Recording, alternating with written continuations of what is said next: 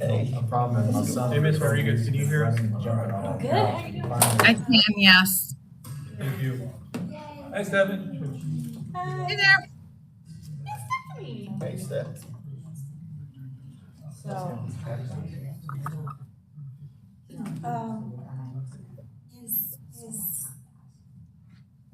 Fabian, Not on yet. Laura, is Fabian gonna change his? Okay. Just text him. Okay. Make sure you. Yeah, let me know. Thanks.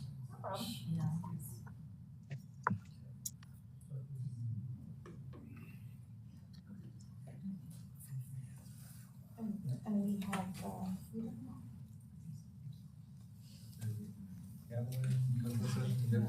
I texted Stephanie, they take some minutes, that'll give them a chance to move.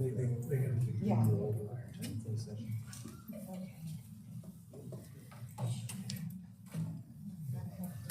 Yeah, we're gonna go to closed session for just a little bit. Okay. No rush.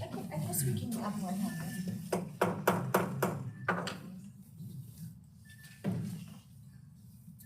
Good evening, everyone. In compliance with the Open Meetings Act, Texas Government Code, Chapter 551, I call this meeting of the Manor Independent School District to order on February 3rd, 2025 at 5 p.m. Let the record show that a quorum is present. This meeting has been duly called and notices of this meeting have been posted in accordance with the Open Meetings Act.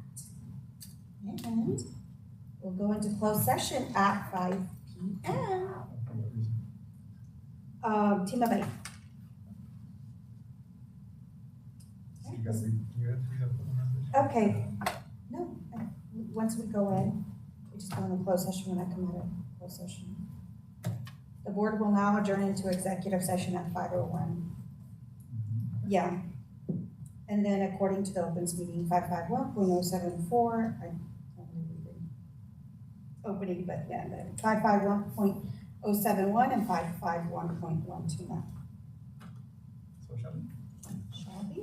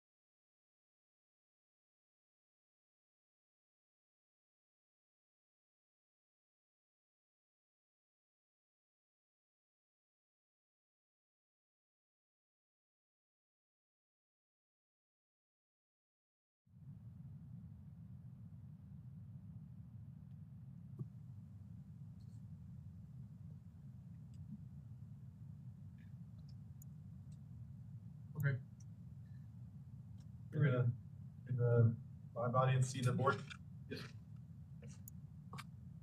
Oh, like they're supposed to see us come back and gavel in so they know we're here. Then you can turn back to the presentation. But,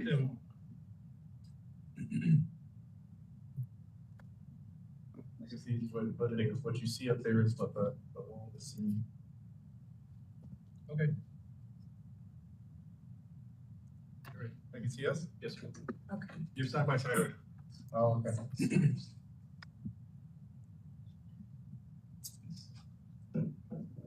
All right.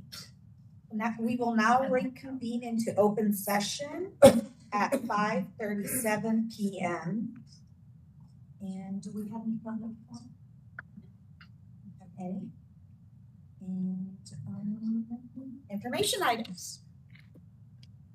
Well, trustees and the public tonight, as always, an exciting night. We are going to talk both about the near the end of the 2019 bond, need an update on some of those funds. And we are also going to talk about the next 10 years of Manor ISD, which is always exciting for us in the future. I'm excited. So Mr. Joe Mendez, our Chief of Operations, is going to be doing a good bunch of the talking. And in a moment, the tech guys will switch over to the presentation, make sure all our public can see it. And Joe, you can begin when ready. Good evening, everyone. Team of 8. and also Manor ISD community. Again, my name is Joe Mendez. I'm the Chief Operations Officer for Manor ISD. And today I will bring you some information regarding the 2019 bond and where we're at with it. We're actually at the tail end of the 2019 bond, and then also switch over and go and topics about future facilities, right? Needs that we have for the district, and talk about utilization for campuses, and at the same time talking about growth. So I'll get started with the presentation. So And if you're waiting, we're on this one. so I'm on the first presentation. So I'm on the second slide right now, which is bond 2019. Let me see if I can click on it, sorry. Okay, so I'm on the bond 2019 summary. So if you look at the summary, these are the projects that we did on 2019 bond. If you look at those, there's a little bit over 55 projects on here altogether. And they're equal from infrastructure development to renovations to technology and security needs, sports and athletic complexes, and some of the miscellaneous things that we have. A lot of it is also deferred maintenance. With that said, the next slide, just an overview on our finances. So I've broken those down into 2 different categories. One of them is that where are we at with our master budget on 2019 fund? As you recall, our bond was $280 million. That's $280 million. We're at the tail end of it, and we've almost spent everything, and we've almost accomplished every single project that we were asked to do. At the same time, when we went out to bond, there's when we put money or we park money at the bank, we draw interest on it. Some of the interest that we've drawn on it also is calculated here. So I'll go back and give you 2 different numbers. We have $2.8 million, a little bit over $2.8 million left over on contingency for the 2019 bond. And we still have some projects left over that we're still finishing out, of course, and those are encumbered already. So we're just waiting for those to get done. What we've done is that we've gone to every category, and the categories that we had excess funds on or we had savings on, then we moved them over to contingency. So that's where you get the $2.8 million for contingency. Okay. Let's stop after that to make sure all our trustees understand contingency. Yeah, so you said we still have some projects that we are working on. The contingencies that you marked here that we have so far for the 2019 bonds, that does not include all the open projects yet until they're finished, right? That is Okay. That is correct. So Does not include- possibly, hopefully, we'll have more contingency. That is correct. Okay. That's correct. Just to be clear, just contingency, because in future projects, we always have to build in extra money in there. You never know what you're going to find, especially if you do a renovation project. You open up a wall and you find out all the pipes have to be replaced. So you always build extra certain amount in there. What do you have a standard percentage like this? So yeah, we usually use about 2% on big projects. If they're a little bit smaller, that project might go up a little bit. but we usually use about 2%.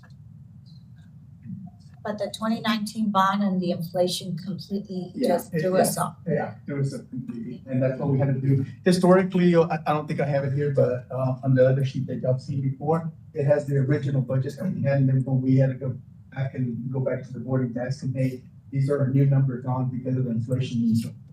And so, but the budget that's up here reflects what we're current. So out of the I have 2. Question about this page, the bond summary. Are these all the projects that were projected, or all the projects that were actually? They were in categories. So for example, if you go back and you look at paving and driveways, there were categories that were there. So out of paving and driveways, we might have had 6 or 7 projects that we completed out of that section. But they weren't defined, they were just lumped in. And roofs were the same thing. So.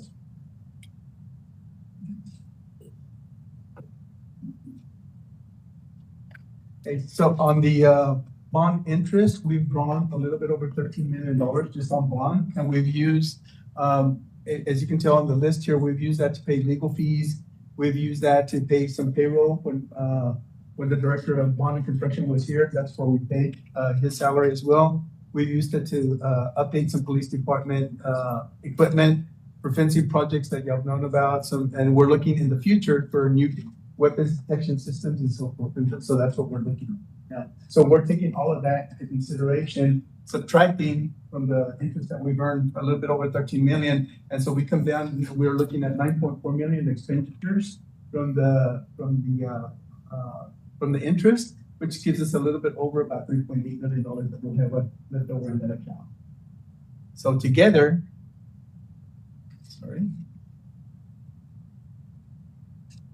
So together we'll have a little bit over, if you look on the far right-hand side, we'll have about $6.6 million is what we're projecting right now. Those numbers can change, but we've had program management look at it as well. We've got finance look at it, and myself, we've looked at it, and we feel pretty confident about this. Was there any project in the bond that will not be Over time? Yes. So we had one that was listed here, because I think it was a PAC a long time ago. And then when we came back to the board several years ago, we asked them that we're not going to have enough funding for the PAC. So that was put on. That largely had to do, of course, with COVID and inflationary costs that the company was prepared for. So we passed the bond in 2019 and we didn't sell bonds till 2020, right before the pandemic, right? Before the pandemic. So everything was like, whoa, people didn't know what to do. And, so then all this happened. So one of the things that we're looking at as far as to use, to utilize the money, right? What are we going to do with this leftover money? And so that's what we wanted to bring to you just a session. And so we've listed on the left-hand side some of the possible things that we can do with the money that's left over. So one of them is to enhance safety and security and fencing for Manor Senior High School, Manor Early College. Joe, if I can interject here, because this is kind of one of these points that we're ultimately going to want your guidance on. So tonight is not about just making a decision. Decision point is going to be when we bring the contract to you. And you said this is the time to discuss whether we like the list we have. Are there other things you're interested in us exploring? Are there things that you absolutely don't want to do that? That priority list up there is Mr. Mendez and I's rough idea of a priority list. It is as the representatives of the community, it is your priority list to decide if you think we got it right or not. A lot of the costs up there are really rough estimates. We do no work on these until we get your blessing. And so that's part of what we want to talk about tonight. And I know Joe's going to talk a little bit about each of those items, just so you can have a rough idea why it might be there. And I would like to, if it's okay with the president, I'd like to just open it up to your comments for us to record and write down. So Joe, why don't you go ahead and hit you? I think Ms. Rodriguez-Burnett has a question. Yeah, I had a question as we were kind of looking through these. Dr. Sermani, I know on Veterans Day, we were out at New Tech High attending a community event out there. I was just interested, did the track and field event space, shot put and discus, does that also include any of that work that may need to be done to the track itself with some of the things that you and I just mentioned as we were on that track that day? Not necessarily, but that's certainly something, since it's a maintenance repair issue, we're just talking about the holes in the track. Okay, so that's a good. Yeah, and they're on right, we want to make sure that it's safe for kiddos, but it's not like it was out on the outer lanes. Like it was lanes 1 through 3, and they were some pretty big spots throughout. Well, and I'll just write that down, whether that's something that has to come from maintenance budget or warranty work I or, was gonna say, since it's a new facility, right. I wonder. Yeah. Yeah, I was just interested if that, because again, right, we knew you were already putting this together. I was just interested if that included any of that work. So I appreciate it. Thank you. So I'll go over each one line item just really quick and give you a summary on that. Stop me along the way if you have any questions. So number 2 would be an amphitheater, moving portable. So one of the things that we're looking at is also, when we have all these portables where our old bus transportation was, I think it was an old map location that was there. It had about 6 or 7 portables. We've moved a couple of those portables to the New Tech High School area already, but we want to create more capacity at the New Tech. And so we're planning on moving those portables over to New Tech, which gives us that space there, which is a perfect opportunity for an amphitheater. That's there. So we already have people looking at design for us and maybe cost for that. I'm not sure that. Number 3 is parking lot wheel stop. So in a transportation center, what we go out there, even though we have lighting, these buses are really big. We don't really have stops. So we've already not hit buses, but we bump mirrors. And so every time that there's any type of touch with any bus, we have to do a report. We actually have to, we have to report it to the state or anything like that, but we have to do an internal report to see what we're doing. So these lot wheel stops will actually help us with that as well.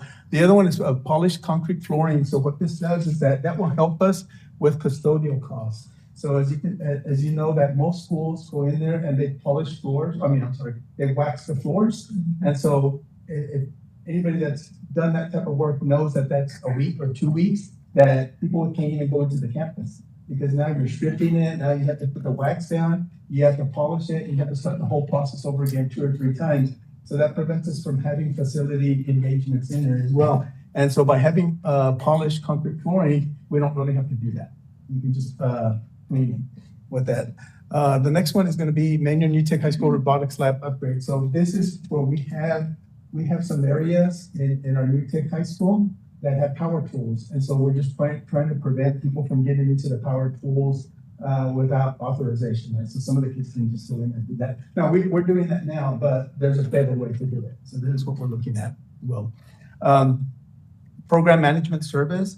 This has a lot to do with the bond and construction department as well. As you know, we don't have anybody right now in there. And so what we've had to do is that we've had to outsource those services, program management services for a lot. If you go back and you look at all those 55 projects that we had there, I think the company that we had that came in here, they helped us with some services. It only included growth projects. It only included like the K8 campus, the Irving College, and so forth. But it was nothing to do with deferred maintenance. So all those deferred maintenance that you saw, we did it in-house. We did the program management for that. It was the outsourced company that helped us with about, I believe it was 5 projects that we helped us with out of those 55. So I have a question on that one then. Okay. So, for program managements, would this 125, would it include just 1 year for this particular part of the priorities we decide that we're gonna go for on the total 6.6 or the 125? I mean, what is the 120? The 125 right now is for what we currently have right now. Okay, so you need, somebody in-house for the whole management of whatever is left. And if we decide to go later on for another bond or anything like that, then that would be funded through the need bond. Okay.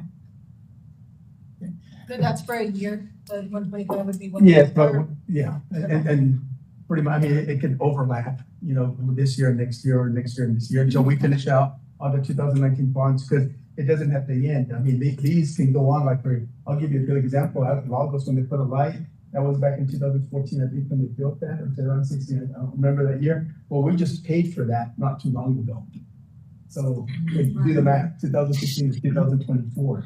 So we got money in the fleet for that. And so some of these things we have to hold money because of some of the projects that we had will still have to be paid. Another one here would be a mechanical maintenance upgrades, which is just a fancy word for HVAC units that we would need. And that would encompass the old Milk campus, this campus, and some of the Manor Tech High School's campuses. The other one would be pipes, utilities. We have a deteriorating infrastructure, so we always have pipes that are bursting in and out. I mean, we've had Armando, our maintenance supervisor, has to go out to some of these older campuses, and sometimes we can't have school because we have water or we have leaks throughout. But it's just because our infrastructure is so old, it needs a lot of maintenance. So we want to upgrade some of those. The roof, we have some roof repairs that we probably need to do, and this is really at Blake Manor Elementary. As you recall, many months ago, we went out there. We only replaced 10% of that roof, so 90% of that roof still needs replaced. So that's why that number is pretty high on there. Furniture bleachers, that's if we wanted to look at senior high school at one time when we are 6A now, but we didn't have the capacity, right, for our community to come in. So at one time we were looking at that. I still think that's a need. We'll still have to look at that, but that is something that's way down at the list anyway. Police station dispatch equipment, we're looking to offer services later on or enhance our police department dispatch team. And so that would be our infrastructure going in there. Track and field, like what Stephanie Rodriguez Barnett said, we were looking at track and field for event spaces for shot put and discus, but we'll add on, and that cost might go up a little bit more, so we can look at tracks. I think there's somebody. Stephanie's trying to jump in. Okay, Stephanie. Yeah, Mr. Mendes, I do have a question on the police station. So I know we're under contract right now for one additional district. Can you help walk us through what this $1.5 million allows us to do? Is that simply providing services for what we have now for us and that additional district? Or are we looking at possible projections to be able to take on 1 and 2 other districts? Like, what is involved in that $1.5 million? What type of support are we looking for those projections?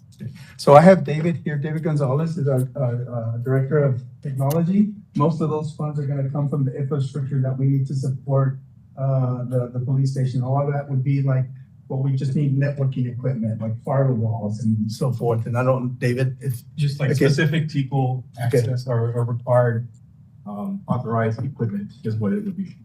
So we need specific firewalls, specific network security, specific requirements to meet those standards for TICO. That's what that is. Can I ask another question, David? Yes, ma'am. For growth and adding on any additional districts that perhaps want to piggyback and follow the existing contracts that we have right now, where we're providing those services, do we have an idea of what it would take to add on another school district and another school district? Like, is that something that you're already thinking about right now so that we can have some projections if we become the regional hub, if you will? Absolutely. That's the way we are already thinking, and we've already been discussing and talking, is that this number is encompassing that Okay. idea. If I could Perfect.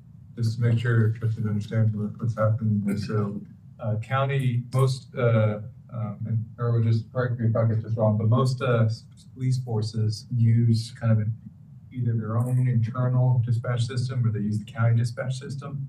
Some years ago, the Travis County started raising the prices to the point it made sense for Manor ISD just to pay for their own rather than pay Travis County. But that's actually led to other districts getting forced out because of the pricing.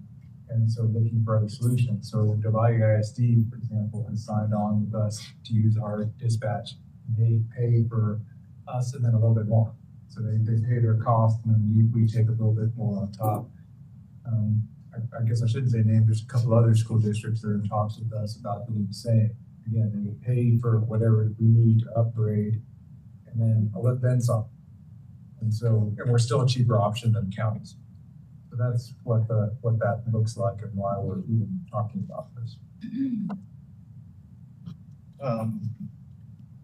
So then would this money come from the other district, part of it? This money is not. This money is back in. Prepare us, I guess. And I don't want to 1.5 million isn't just to prepare us for the districts. It is also upgrades for our own dispatch, which is, and again, I want to emphasize, this is not something that if we don't get, that the dispatch is going to fall apart. It's going to be okay. But because we have this opportunity to use bond interest money now, that's why it's on the list. So that's why it's further down. If we absolutely need or dispatch was going to fail, it would have been much higher on the list. So this was kind of a rank order. Yes. Oh, can I go back to some, Yes, sir. the amphitheater? What would be the capacity and what would be the purpose? Walk me through that. The purpose would be twofold. One is Mayor New Tech High School doesn't have a theater. And so we were talking to them about having a theater. We can't afford to build a full-on theater attached. And as you get into the later conversation, when you start talking about renovations in New Tech, it makes a lot more sense. We're going to go that route to do it through that process rather than just try to attach something. So that's kind of the beginning of this conversation about the amphitheater. When we start looking around for where the amphitheater needs to go, it turns out the best place to put it is right where our portables go. That's a really happy coincidence because that allows us to use bond money to pick up those portables and move them over here where they need to be and fix them up. So as far as capacity goes, we were looking at a range of capacities. I don't think we're talking about 500 people. Yeah, I got 100. Small kind of venue for them to use. All right, polished concrete flooring. What about the environment like rain? How does water affect that? It doesn't. It'll have a little bit of mud, but that can be swept up real quick. I'm talking about when the kids are walking on it, it's not slick. No, it's usually not. Okay. So, some of our campuses, some areas of our campuses already have polished. And I don't know, and at BME, it's in the cafeteria, so, spills all the time, and there's not been any added safety. Actually, I even think that they have a little bit more grip than your regular polished. Yeah. Because we're not really polishing it or anything like that. It just comes that way. Yeah. The HVAC system, so 3 places. What's happening with those 3 places now? They're fine. Right now, I'll give you an example for this building here. This building has about, the lifespan of an HVAC system is usually between 25 and 30 years. We're trying to use the 20 to 25 year. A lot of the units that we have in this particular building, they're right at 17 years. And so they still have some life, but they don't have a lot of life. We're having a little bit of trouble with them. It doesn't mean that we can get them, we can fix them, but it's gonna be but as we move forward, like 2 years from now, 3 years from now, we're gonna be at the 2019, or we're gonna be at 19 years, and we're gonna be at 20 years after that. So you're saying the roof at Lake Manor, 90% of it needs to be replaced?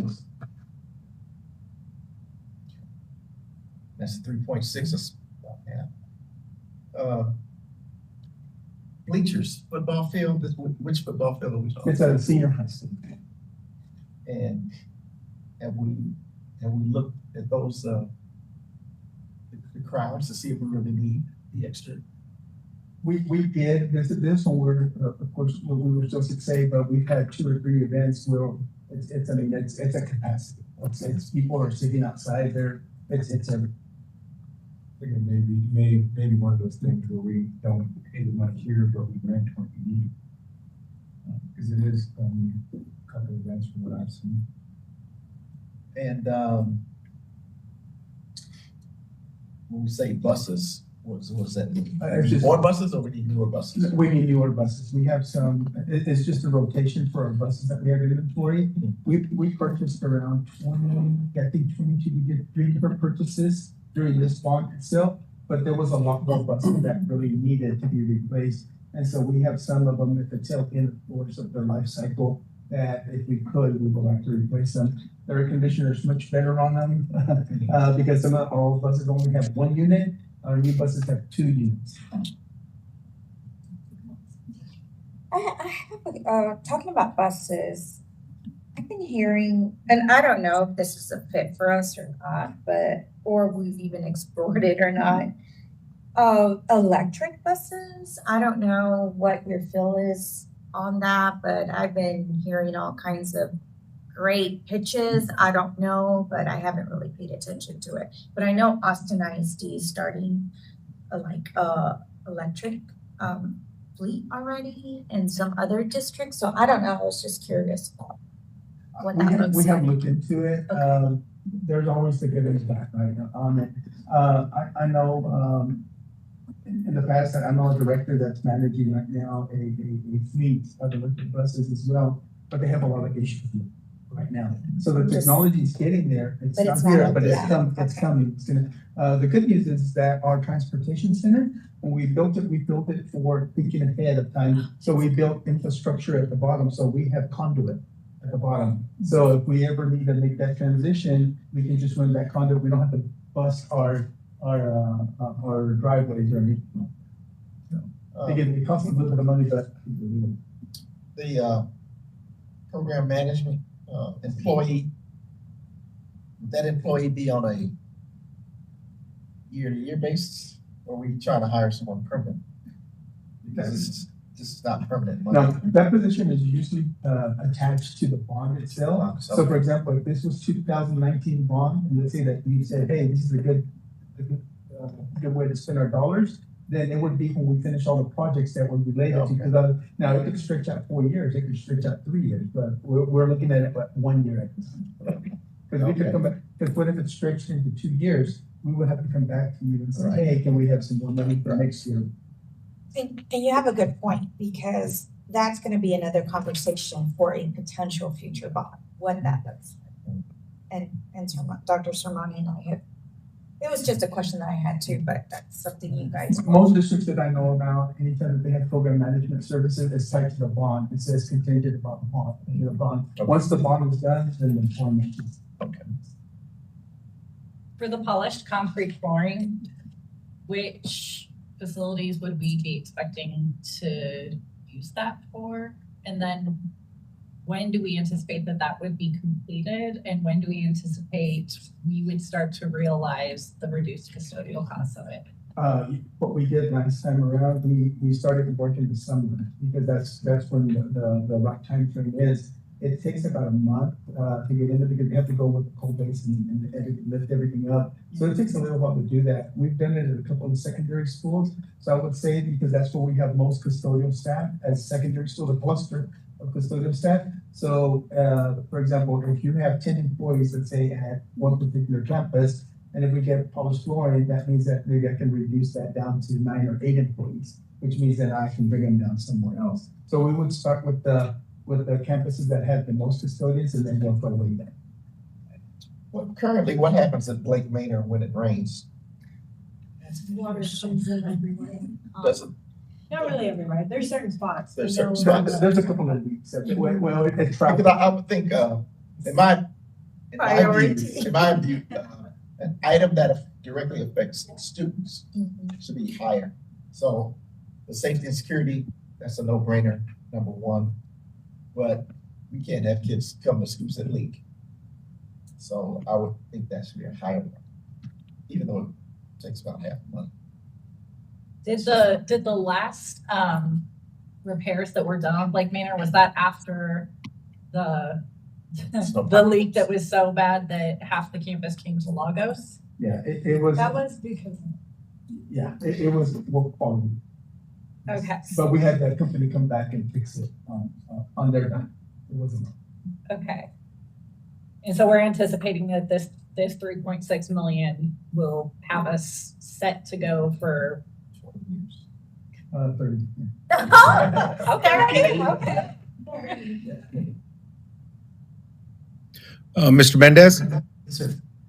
Yeah, so on the note of realization of the cost savings, so for the HVAC upgrades, those sound like some pretty outdated systems. I know that they're probably a lot more efficient, the newer ones that are coming out. So have you guys put together some figures on what it costs to upkeep an old system like that versus the savings you may get from having a new system put in at a certain point? where it might not make sense to keep trying to keep the old dinosaur one alive. Yeah. Where that may be giving you more money than in the long run. One of the things that we did begin is that we've looked at efficiencies for the units. Right now, depending on how old they are, like if they're between really close to 20 years old, we can get about 15 to 20% more years. So we get a little bit more better efficiency with those. If they're newer units, maybe anywhere from 14 on down, the cost saving is very minimal. Probably like 5% at best. So, but a lot of the units that we have that I'm talking about here are probably closer to 17, 18 years old that need upgrading. But with that in mind, you know, when you look at the whole thing of where we're at now, where we're trying to move into the future, there's going to be some, and I'm going to go over this on the second presentation, but I'm going to go over what it is on deferred maintenance that we had. And the deferred maintenance costs already include some of these costs. So there would be overlaps. So if we said, hey, even for roofing, let's say that we said, okay, it's roofing, but in reality, I already have that calculated in the future. But if we wanted to do something immediate, then this is what we need.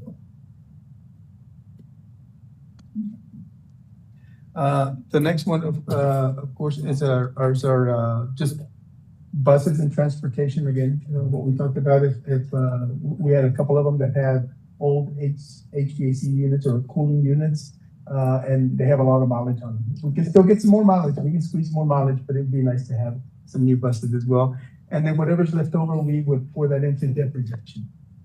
So 300K would buy how many buses? Probably two or two. They run about 130 now. I think when I got into this business, It was I think they were 100. well, even 2 years ago, it was like, or 3 years ago, it was 100. Now, the last bus that we bought, I think we paid 125, 128. The So, inflation. and they don't do deals like 3 for 300. Yeah. I think they did that when we bought 10 buses, because I know the 2019. Yeah, I remember that There one. was the big one, yeah, the 10 buses. And they all complain about it too, because I know, I mean, we dealt with all transportation, because you have to go find them somewhere, right? And everybody wants them, so even though we say we want buses, it might be 8 months before we get them. So far what I've heard is, as I said, keep safety up the top. And if all the trustees want me to consider what things are going to impact student instruction, push that up to the top, such as computers. I agree. I mean, we can't have kids believing they get a quality education if you got rain coming in. And safety too, Yeah, teachers, safety, educators. wet floors.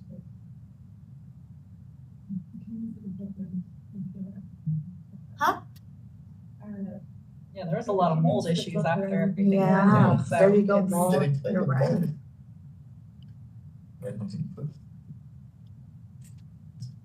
Any other feedback on our list? If not, let me stop at that. Any feedback you want to give on the list? The amphitheater, would it be covered? There would be a target.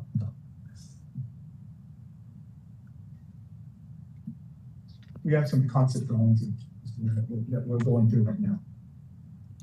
Okay, I didn't do the math on all these 13 items. Does that equate to? No. No, it's a lot more. So- Wait, hold on, hold on. We will be crossing things off. Oh, based never on this mind. conversation. Just with 2 items, yeah. Right. I think it's a little bit over 11 and everything.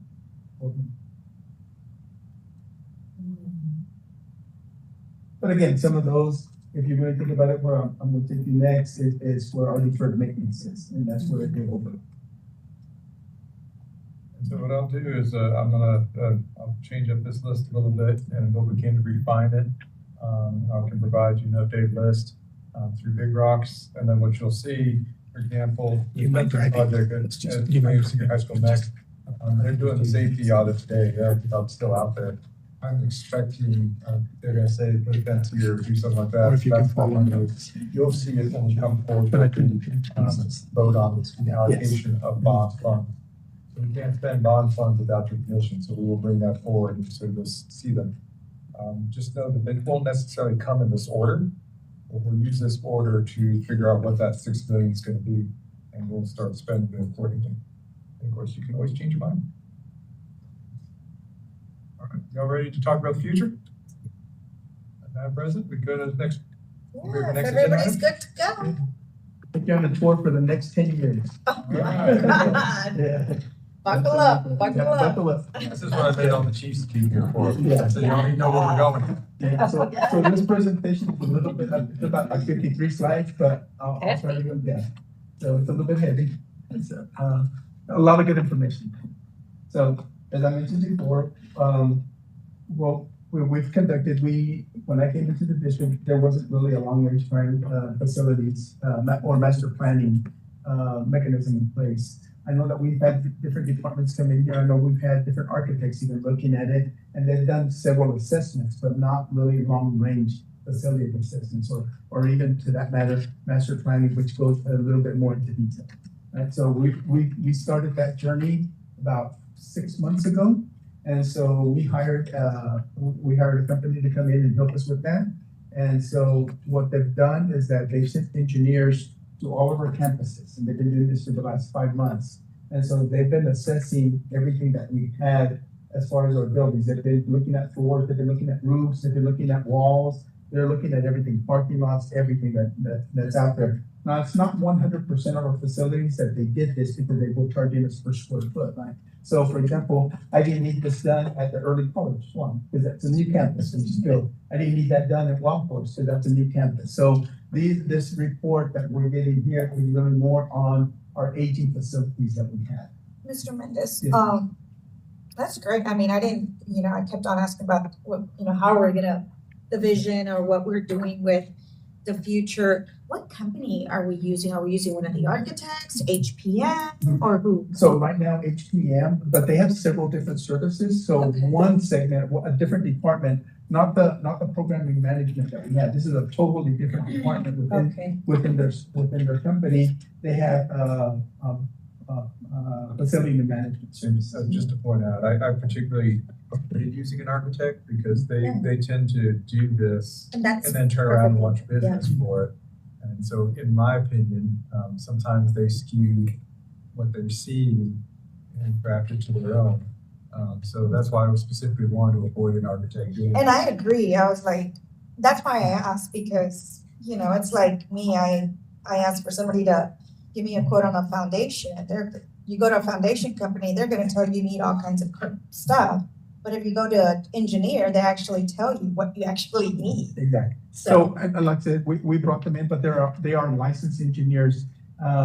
It's really nifty that the software that they use is called Asset Planner, but it gets into the root of things. I mean, it's where it comes back and it tells you, hey, you need so much money for deferred payment. And I'm gonna go over that. I actually have an example, but it will go into the nitty gritty and tell you, you need $5,000 for this, you need $100,000 for this, you need $80,000 for that, and then they'll calculate it. So trustees, what I need from you, so every so often you're gonna see a slide that looks like this, to kind of give you a preview of what I need from you. Obviously, you can go in a different direction you want to. I have opinions about everything. So if you want to ask me my opinion because you're not sure, or you can give me your opinion, and I'll start capturing that. And this one's quite easy, I guess. I'm not sure. But something that we haven't done that we're required to by law is we are supposed to have educational specifications for all our schools. That doesn't mean that the next school we're going to build is going to be exactly the way the specifications are. But we're supposed to have something to go by. Now, I've changed our specifications in 2 important ways. And that is, I believe our typical elementary school is too small. It's one of the reasons why our budget deficit is so high. We have small elementary schools compared to what the average is now out around the state. Same thing with our middle schools. Our middle schools on average are small compared to what are being built and what are being had around the state. One of the key questions here as we go through this, are you okay with what I've listed as our typical elementary school is and what our typical middle school? And I'll skip to the chase. I think I've been elementary's at 750 and middle school's at 1,000. Those to me are about the size of the 750. Capacity, like for students. I would just have a question about the individual room size. Those 5th graders get pretty pretty tall, and so if we're having larger class sizes on average now, you know, as all districts are, the room size itself might be for me as far as size. But- TA has standards for that, and they share those with us, and of course, the architects, when they start drawing conceptual drawings or schematics, they go by what the state is requiring, because there's so many square feet that you can have. Like, for example, inside the classroom, I think it's 32 to 35, I believe, 32 to 36 square feet per child. So it's, for the little ones, it's actually more, it's 36. And I want to separate out two conversations. For specifications, they're all based on TA specifications of square footage to get the right size classroom. So that's one thing. The other thing to remember, though, as we go through this process, and we're tightening budgets and we are increasing class sizes, principals, I rely on them to look at their rooms. And just because this happens to be a fifth grade room, this may not longer be a fifth grade room, so I might have to change rooms because another room is bigger. Now, there are times, I know especially at UTEC, the school is built with small classrooms. And so I've had many conversations with Bobby about how do we manipulate the master schedule in order to get the right number of kids, because you have to be reasonable about what will actually fit in a room. My favorite one is when principals don't look at the size of their locker room, and then they put 80 kids in the locker room, and you can't fit 80 kids in the locker room. You have to think these things through. So there's two different conversations that I just want to split apart. Tonight, this is really about the ed specs of what square footage should you have in your classrooms total in order to have a 700, 750 student elementary school. That's what the vote coming up is going to be. We're going to capture that problem within the month as principals begin to start figuring out how they're going to staff their campuses. And there are going to be some things that they have to change about how they staff. But that's okay. That's my like house. fitting, Yep. You know, and there are ways of doing it that people don't always appreciate, but I know the ways. Part of it involves moving all the furniture out, except for the furniture you need, which sometimes people don't think about that, but it is a lot of square footage is taken up by furniture you don't necessarily have to have in a classroom. You'd be shocked at how much space you can get. But for our purposes today, I'm really looking at the comfort level of 700, 750 student elementaries. A lot of our elementaries you'll see later on are rated at 500 to 550 as a max number. So I'm talking about increasing the entire wing. That's what I'm used to. One principal, one AP, 750 kids. In fact, I've seen much larger than that and managed much larger. Same thing with a middle school. We're rated about 750 to 800 students per middle schools. I'm looking at 1,000 students. One principal, 2 APs, maybe 3 APs. Middle schools are crazy. So It depends on the environment. yeah, Yeah. depends on the environment. Agree. But that to me is a normal build for most of them. I believe that's like the average. Other districts are much larger. So Thank you for that. So just on the elementaries, just like what Dr. Sherman was mentioning, we're looking at 700, 750 is for our capacity for our new campuses that will, if we decide to go that route, if we build, or we can also expand, right? An elementary, we're looking at about 100,000 square feet for a building of that magnitude. Also for middle schools, we're looking at bringing the capacity to about 1,000 students, which that roughly equates to about 200,000 square feet for one of those campuses. At the high school level, that's going to be a little bit different. That's a little bit different conversation, but in general, it just depends on if we want it to be like 5A schools versus 6A schools versus, the size that we want. And then we would go accordingly to, and right now we have two different high schools. We have a 4A and then we have a 5A school. 5A school? Well, that's six. I'm sorry, 6A. Sorry. go back up, just stop there for a second though. So this is about ed specifications and prototypes, right? Right. So as we go into looking at the future, you'll see one of the things that I think the community is very much wanting to address is the busing in Manor High School. Not to get too deep in the conversation right now, if in my opinion, where our senior high school and early college sit, that is a 5A site physically, the way it's set up and built. Putting a 6A high school on there is rough because of the way it's been arranged and where things put. And so one of the things that I asked the team to put together is, well, if in the future we decide to drop that school to a 5A, what would a large 5A footprint look in a single place where we're not busing anyone? So that's the specifications you see right there, is if we put all of Manor High School into a 5A in one physical location. That 1,200 right there is, what if we decide to make a large 4A school out of New Tech? Right now, it is a very small 4A school. It's one of the smallest 4A schools in the state. 1,200 would put it, I wouldn't say large, we put it to a large size. And I think that's about as big as you're going to get it on this physical site. So these ed specs here are based on potential decisions that you might make in the future for high school. Yeah, and to Doug's point, somebody's point, there's a 1,300 is about the cap, a little bit over 1,300, and then I got it becomes 500. And I should just, one thing about why those numbers, is, and you probably realize this, large, you want to, in my opinion, you want to be as large as you can in that classification. You don't want to cross over. Right now, we are a small 6A and a small 4A. And the reason why I want that is kids are sometimes competing against schools so much bigger than they are. Our kids are talented, but sometimes you just get overwhelmed by the sheer numbers of kids the other schools can bring to bear. And so I'd like to see us right size our schools so that we're on the big end of whatever classification we're going to be. And I think that makes our schools that much more competitive, and our kids feel better when it comes down to it. And that's what I really want, for them to be able to showcase and shine. How does this compare with the projection of students that we're gonna have? That's actually coming up. Okay, good. I was gonna ask, have we done, okay, when you get there. There's some decision points there that we'll have to go through because there are some trade-offs. But why don't we just start with that question? Is everybody okay with the 750? Before we move on, I guess, just, and the 750 for the elementary and the 1,000 for the middle school, and what about the high school? Oh, Two different. yeah. And So, I'll just give you some numbers from 1,000. UIL. For 4A, it's between 545 and 1314. This is the number for 4A. For a 5A, it would be 1315 through 2270. That's crazy. Oops, I didn't say that. Sorry, Coach, you're retiring anyway. Hey, crazy can mean a lot of things. Crazy good.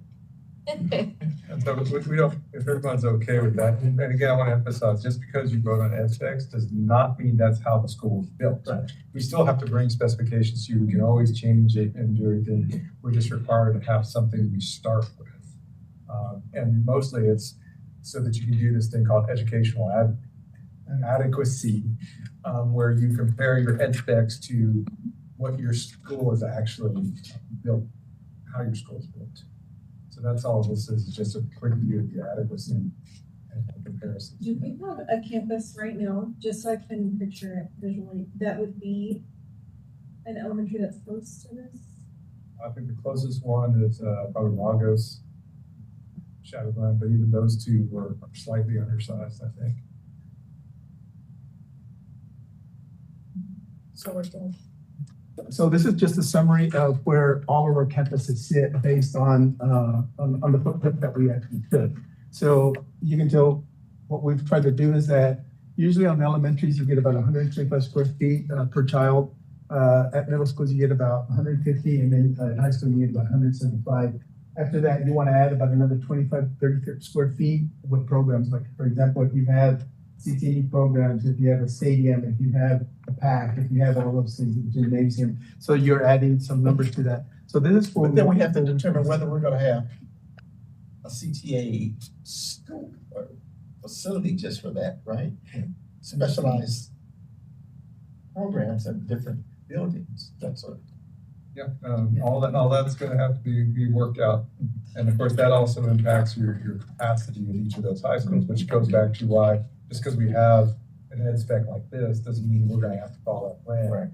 There's too many things that we've already built in different places, and we're really just trying to right size our efficiency.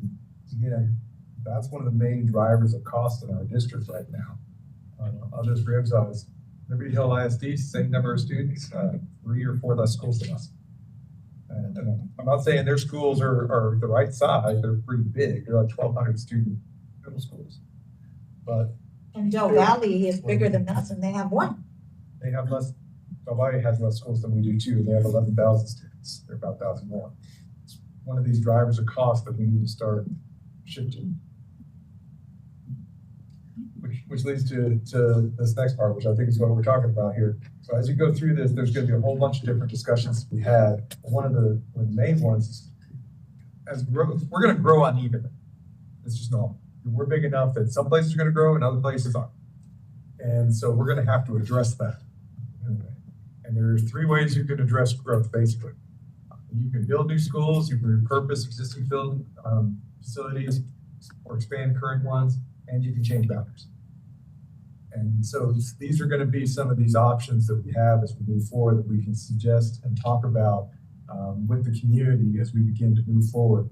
Because after tonight, we're going to start the community meeting. So we'll talk about that at the very end, what that's going to look like, get your feedback on it. And I want to make sure I'm bringing forward things that you would be comfortable with bringing forward. If there are things you don't even want me to touch, then bring them up. So that's what this next set of conversations are about. Just go ahead and go forward one. So go to the next slide.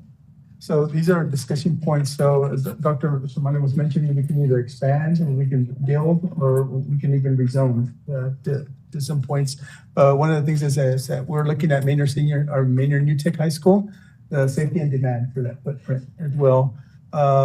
Number 2, and then also if we have a scenario in here, but if absorbing central office where the central office goes, so that means that we're looking at even turning the building capacity at the new tech, right? And so we would give up this building and we would have another 300-400 students that we could bring in. Number 2 would be addressing buses between Manor High School. You already know that encompasses 3 different locations, the senior high, the high school, and early college. And we have that busing situation that we've had for many, many years. So this would alleviate some of that. Number 3. I think it's important for the community and for everyone to know, it's a couple $100,000 calculated we're spending on buses alone. I mean, that's an enormous amount of money that could be going into the classroom. We're spending with kids every single year on that. So after 5 years, that's $1 million we've spent just on busing. So just to know that this is not just about safety between the campuses. This is about real fiscal savings. So number 3 would be a permanent home for MAP, MEA, and CDC, because right now they currently reside at Walport. So when we do all this moving around, we need to find a place to. And I apologize for using acronyms. So MAP is our Disciplinary Alternative Education Program. MEA is the Alternative Excel Academy. CDC is your Childhood Development Center. That's your daycare for your employees. Or WES is Walport. So, and those 3 are housed right now at the Walport campus. Number 4, addressing future growth along 973. As you can tell, there's a lot of futures out there. There's a lot of homes to be built out there, a lot of new neighborhoods that are getting built. Number 5, addressing future growth along Great Manor Road.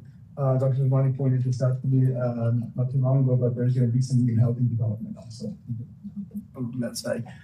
Future of old MEA, what are we going to do with that? So we have an option here to either, I don't know, demolish it, do something with it, right? So I'll give you a number here in a little bit. Well, and then number 7, future of current Manor High School 9th and 10th grade campus. So we'll walk through 2 or 3 scenarios with that. What do we do with that campus if we decide to do something different? Because there's 2 or 3 different scenarios.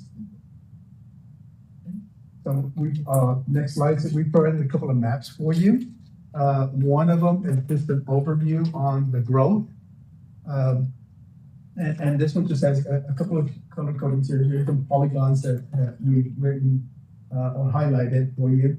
This horizontal, these are the demographer that gives us this report. So this report is from the December timeframe or November timeframe. We're fixing to get a new one here, probably here in a couple of weeks, that will be updated.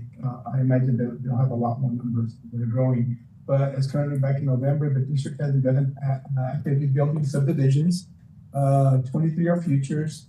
Of these, 1,000 of them are subdivisions, and 132 lots were delivered in the second quarter, which means like in December.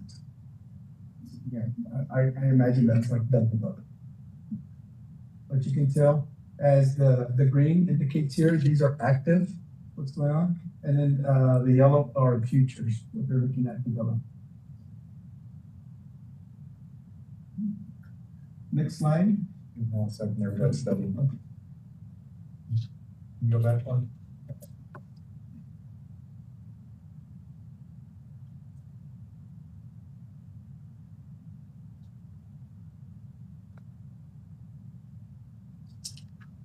Well, it looks like Blue Bonnet area, I forgot, that's that whole big old development happening.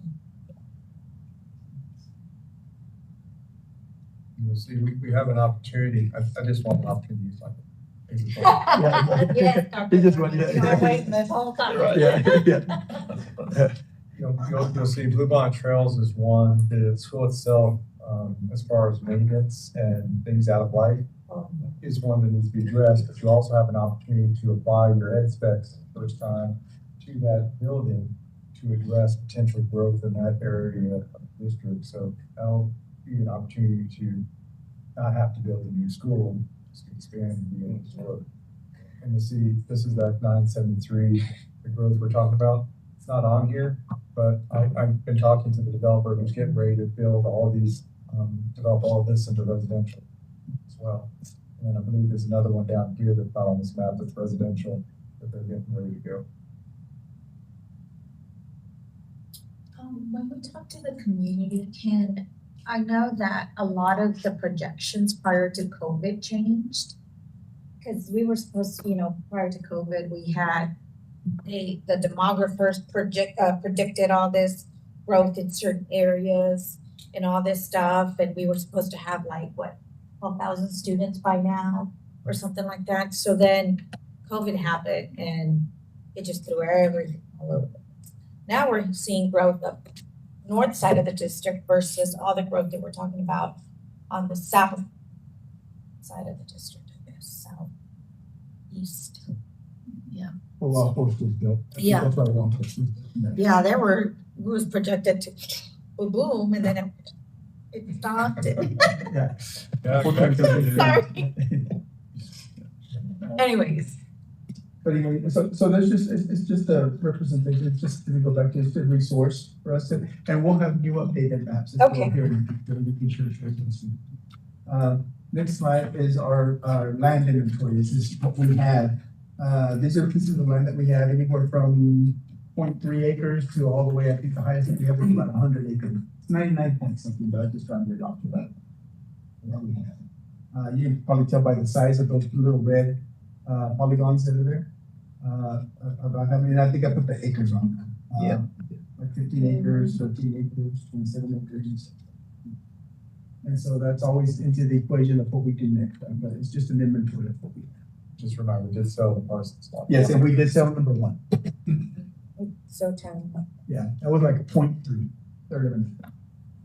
You can drive a car, I don't even know if you can have enough room to make a U-turn. What amount was it sold? What amount was it sold? Max? What amount? Oh, what amount? $125,000. It was 100. Yeah. You gotta get it on. Yeah. It was Not quite, okay. 120, 125. I know we got a good value. It was bidded out, and so we got a good bid on it. It was higher than what we valued it at, so. Oh, okay. Yeah, I think we came down, I think it was valued at about 110 or 100, right at 100, 110, and then the one. the bid went up to 1. When considering future builds, about how many acres do you need, considering the drafted educational specs? Like how many acres would we need for each of those types of buildings? The elementary, 10 to 15 acres still, we can put it on that. It would be a 2-story building. Middle schools, we can actually fit it on our current, he'll actually show you, we can fit it in our current footprints of our middle schools right now. So I don't know that we need a middle school for a long time if we want to go that route, expand our already. So that would potentially save taxpayers not only maintenance operating dollars, but also INS dollars. What's a middle school? I said $100. You said it was more than that now. Yeah, so we could avoid another middle school for a long time. Yeah, and I'm not thinking to begin building something right away. I'm just considering what the future use of the land would be. This number 4 down there, that 27 acres, that's a middle school site. Okay. That 100 acres there is a high school site. about 15 acres up there is an elementary site, about 15 acres, so 15, yeah, that's an 15. elementary size site. Okay. And therein lies the problem, it is a weird size.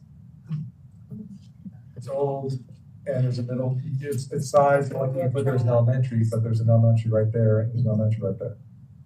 So therein lies the problem. Yeah. You don't want to put an elementary there. But the site's not big enough to put anything other than some specialty academic programs, which is what we'll have to talk about. Okay. So the next three maps are just visuals, just for you to know what we're, so if we ever need to come back to them and talk about them, then we can reference them. So I've split it into the west, north and south.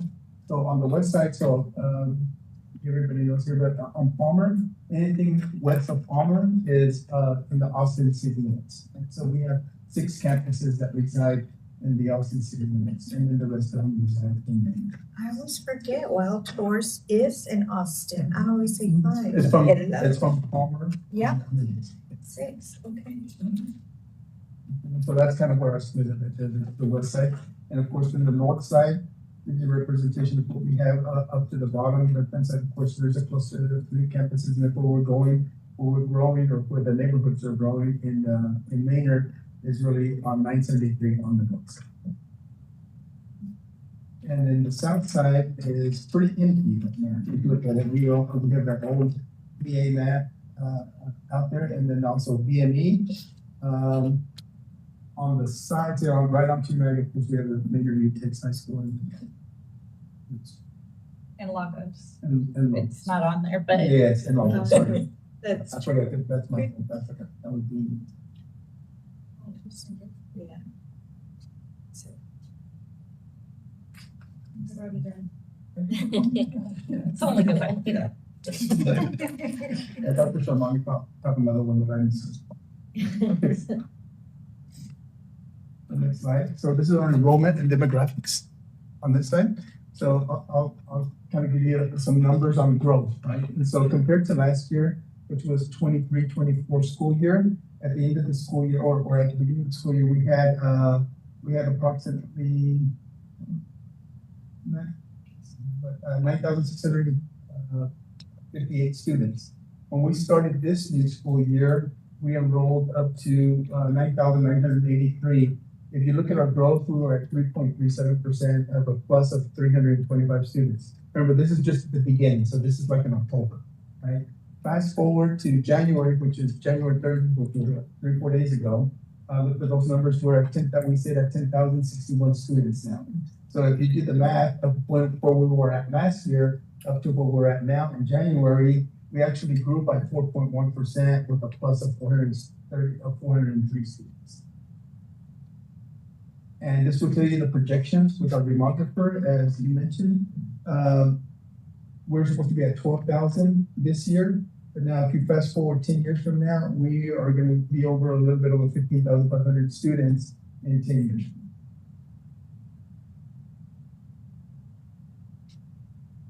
which demographer did we use? We use Templeton Demographics, but they changed their name now. They company bought them out, and they're called Zonda. I think it stands for Zonda. Zonda. Yeah. Well, I hadn't heard of them, and so I was like, huh, I wonder. But it's the same ones Yeah. that a lot of people use in this area. The next slide here is the capacity utilization for I have a elementary. Okay. question, sorry.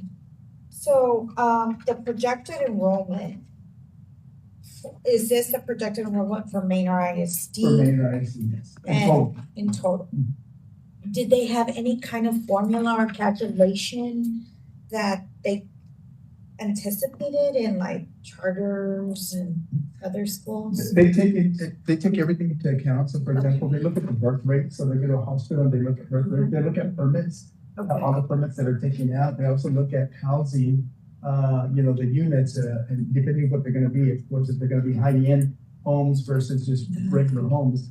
And then they have their own formulas that Okay. calculate that out.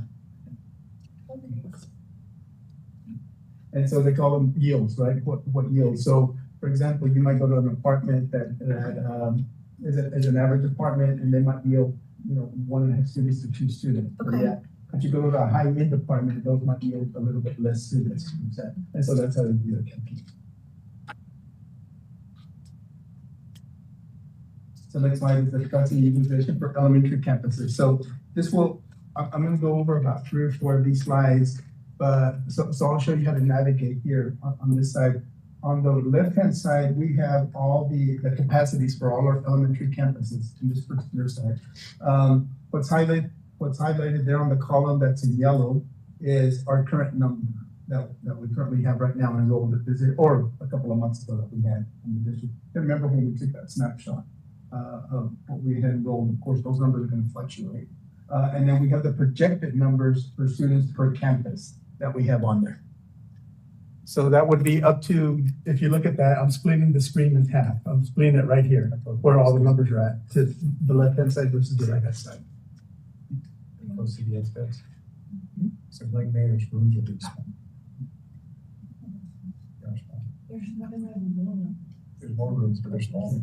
Was that furniture is so weirdly shaped, it's huge, that's so huge. I started aside from. Yeah.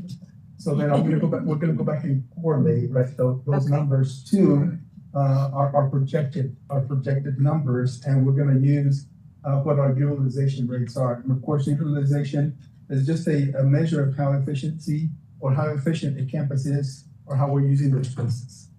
So that's all it is. And so if you start looking at the reds, I want you to pay particular attention to the reds, because that's where we're either gonna have to do something, right? We have to relieve something, either build out, change zones, do something different. So as you can tell, if you look at logos in 2027-28, they're gonna be at 170% utilization. That means they're over capacity. If we don't do anything. If we do something, of course, all these numbers shift.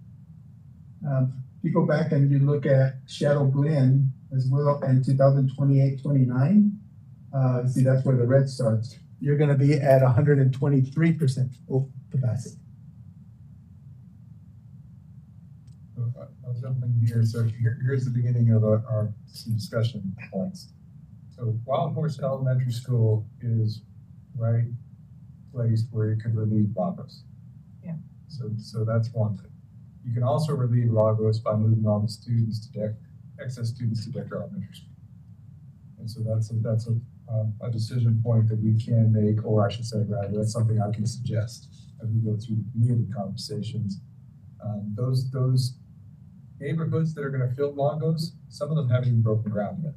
So you can rezone them, there's nobody there if you want to.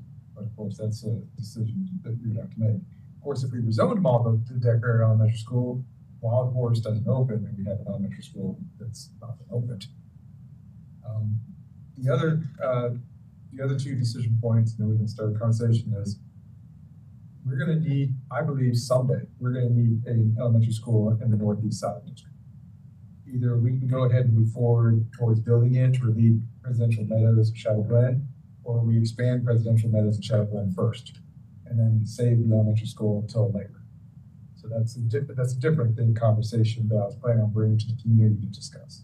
The final decision point is Mr. Mendez and I want to know your feelings about what I'll call a trigger point, utilization trigger points. So he and I use 120%. That means we let a school get 120% of capacity before we do anything about it. And that's about efficiency. I know everybody here, they're like, oh my gosh, the school's it'll be overcrowded. But the problem is if you have a school that's 100% capacity and you open a school, and you have two schools with 50% capacity. And then you have, let's say, an economic slowdown, and then suddenly you don't fill either school. So that means if we pick a trigger point around 120%, then yes, we may end up with some portables at schools for a short term until we hit that trigger point. So 3 things to talk about. So would you like to discuss first? I'm really a proponent of instead of building new campuses, to build wings on existing campuses where we can to alleviate this situation. That's my preference. I've seen it happen in other districts. Does that answer your question on utilization? Or No, is it doable? well, that answers my question about what to do with Shadow Glen and Presidential Meadows. If that's what the board is thinking, to take a more cost-efficient approach, then it's building wings.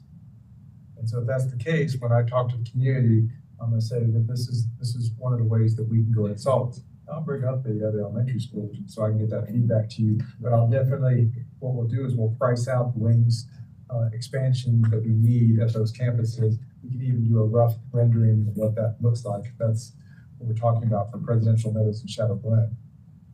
And we can share some of that pricing, we have some of that. I don't know if it's all we can. We have some pricing. I mean, most of the stress comes from boundary changes. Most of that stress comes from the fact that there's perceptions that some schools are better than other schools. So the bottom line is we have to get all of our elementary schools performing very well.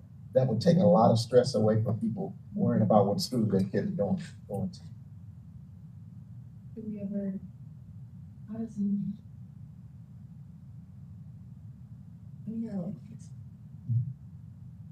does that get brought up in as an elementary school, or That's Sure. Stacy, I think you're talking, but Fabian and I can't hear you. I just said Manor Elementary School, and is that Uh-huh. brought into the elementary conversation, Conversation. or are there other plans for that campus?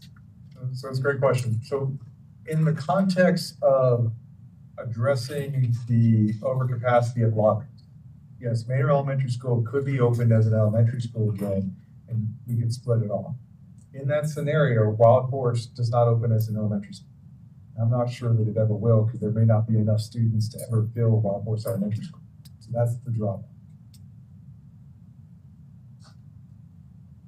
What's the capacity of all those? 720. I mean, is there thoughts about taking a special program at the secondary level and placing it there? That is what we are currently doing. Which is what? And It's MAP, Manor Excel Academy, and the CDC. And CDC stands for Child. Child development. child. So basically, yeah. I was thinking more academic. The other, yeah, we can always look at it, eventually doing some on those lines in the future too. The other scenario, of course, is you open Wild Horse as an elementary school, you have an interesting boundary because Wild Horse and Wild Horse are so close to each other. Yeah. And so you're gonna have kind of this really long skinny boundary to address that. I just want to throw out that I think an alternative school should sit by itself somewhere.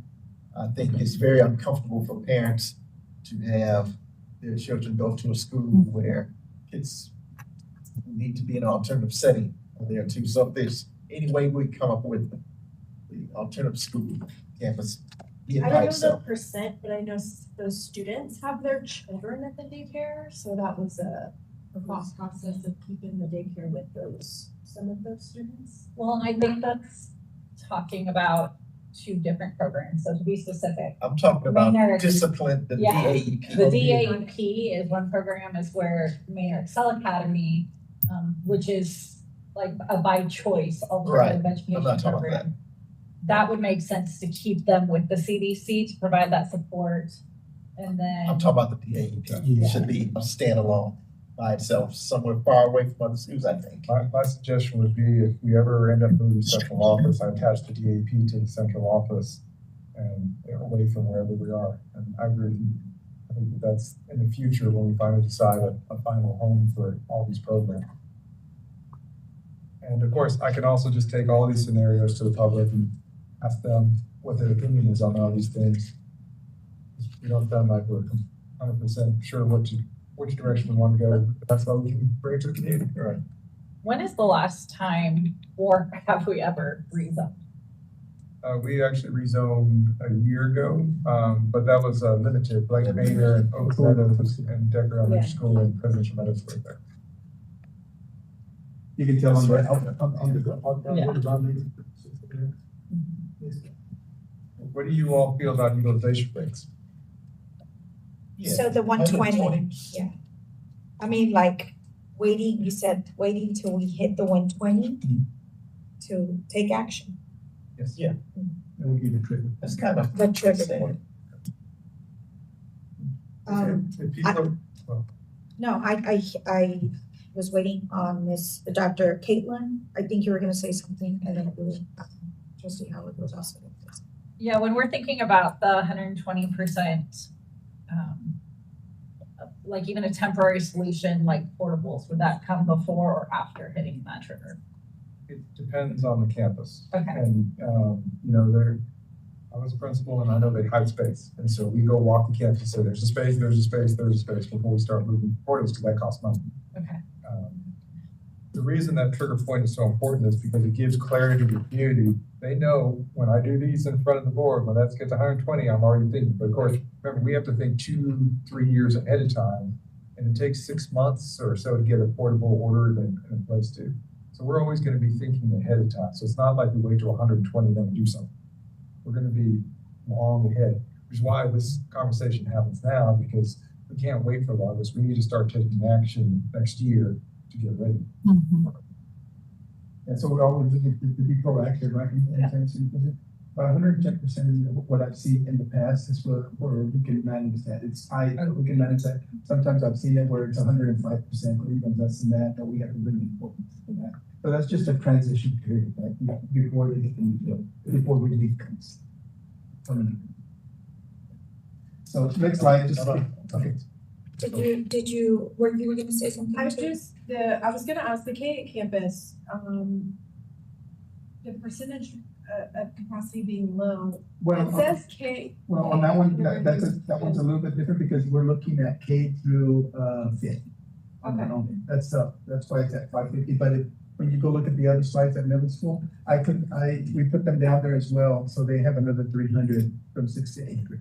So they show up altogether- in multiple tables? Yeah, well, but they show up in 2 tables, but one of them has 550, the other one has 300. What's your question, Sarah? I was just, that could be a temporary solution for Shadow Blood. Except that, remember, they don't have their full complement of students yet, so they're still adding grade points. They've got one more year to add grade levels. And they have some space that we could add over, but they're gonna add another. Oh, I'm sorry, it's already live. Oh, you're right, yeah. No, I there's- didn't know why it's not anymore. It's, It is a school of choice, and so if students don't want to, and honestly, that brings up another good point. We had talked about that at one point in admin about drawing boundaries. So one idea we had, this would be a little bit, I don't know why I'm bringing this up. I don't mind telling you. We could draw boundaries for it, for an elementary, draw it down, but middle school facilities would go there. And so your middle school athletic facilities would take waste because you would end up being moved to middle school students if you're going to bring all those elementaries, unless you draw a small boundary. Which we still could draw some small boundaries. Some of the neighborhoods that haven't been built yet. We just need to bust small down. Thank you for reminding me about that.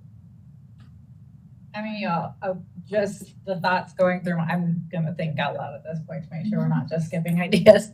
But I just feel like I want to utilize what we have. Right. And I think we all agree on that. Wild Horse Elementary, like the idea of it not being utilized, it almost makes me nauseous. So, I mean, I'm not sure what rezoning would look like to make it possible for Wild Horse to house some of the students versus Lagos and what that would look like to divvy it up. But I would really hate to see an empty building continue to sit there. Yeah, and then we still have the Manor Elementary School that is also, Well, I'm gonna give you an example. If when I meet with the community, they feel the same. They say, no, you gotta have Wild Horse be elementary school. What that will trigger is, where's the permanent home of NEA, CDC, and that?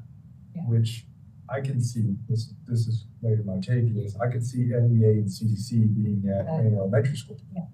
And so then that triggers, okay, I need a little bit of renovation dollars in the future to get that building prepped, which is a pretty good building. It's not bad. I'd want to take care of a few things first. like pipes and things like that, that you don't want students around, just knock it out, and then you're good to go for the next 30 years. Alternatively, you'll see another choice up there. If we start talking about expanding UTech this way, we could actually fit central office and math in the Manor Elementary School side as well. That's a different alternative choice to that. So there are lots of different little permutations we can do that. Just know once people say Wild Horse, definitely elementary school, got it. Within 3 years, I'm gonna find a home for those programs. That's all. That's go time for me. Where does central office go if Wild Horse opens and Excel and CBC go to in Manor Elementary, and this building goes to UTech? Where does central go? You got a couple of choices. Let's see, it's all a bunch of like Cynthia says, it's a bunch of Django, right? Yeah. So there's a couple places. You either can move it to the old Excel, and then of course you're gonna do some renovations, construction. I would, in that case, move Matt, central office, and probably 18+ program over there to kind of create a little academic. I think we only need about half that property, I'm thinking. Then the other half, we would try to figure out another developer or somebody else would operate, or we'd save it for a specialty school like CTE programming. An alternative is, as you'll see, we're gonna have to talk high school here in a little bit. If you decide we're going to move all our students over to Manor High School. So the Manor Senior High School mix is the one Manor High School that's there. Now you've got another facility that's empty. You could put central office there. You could put other programs there, and you still have room to spare. And so that's a different piece. So you see how complicated this is. Everything impacts everything else. So as we begin to kind of, when I see people latch on to strong feelings during community meetings, I'm going to help use that to guide the dominoes in which way they're going to fall. I know.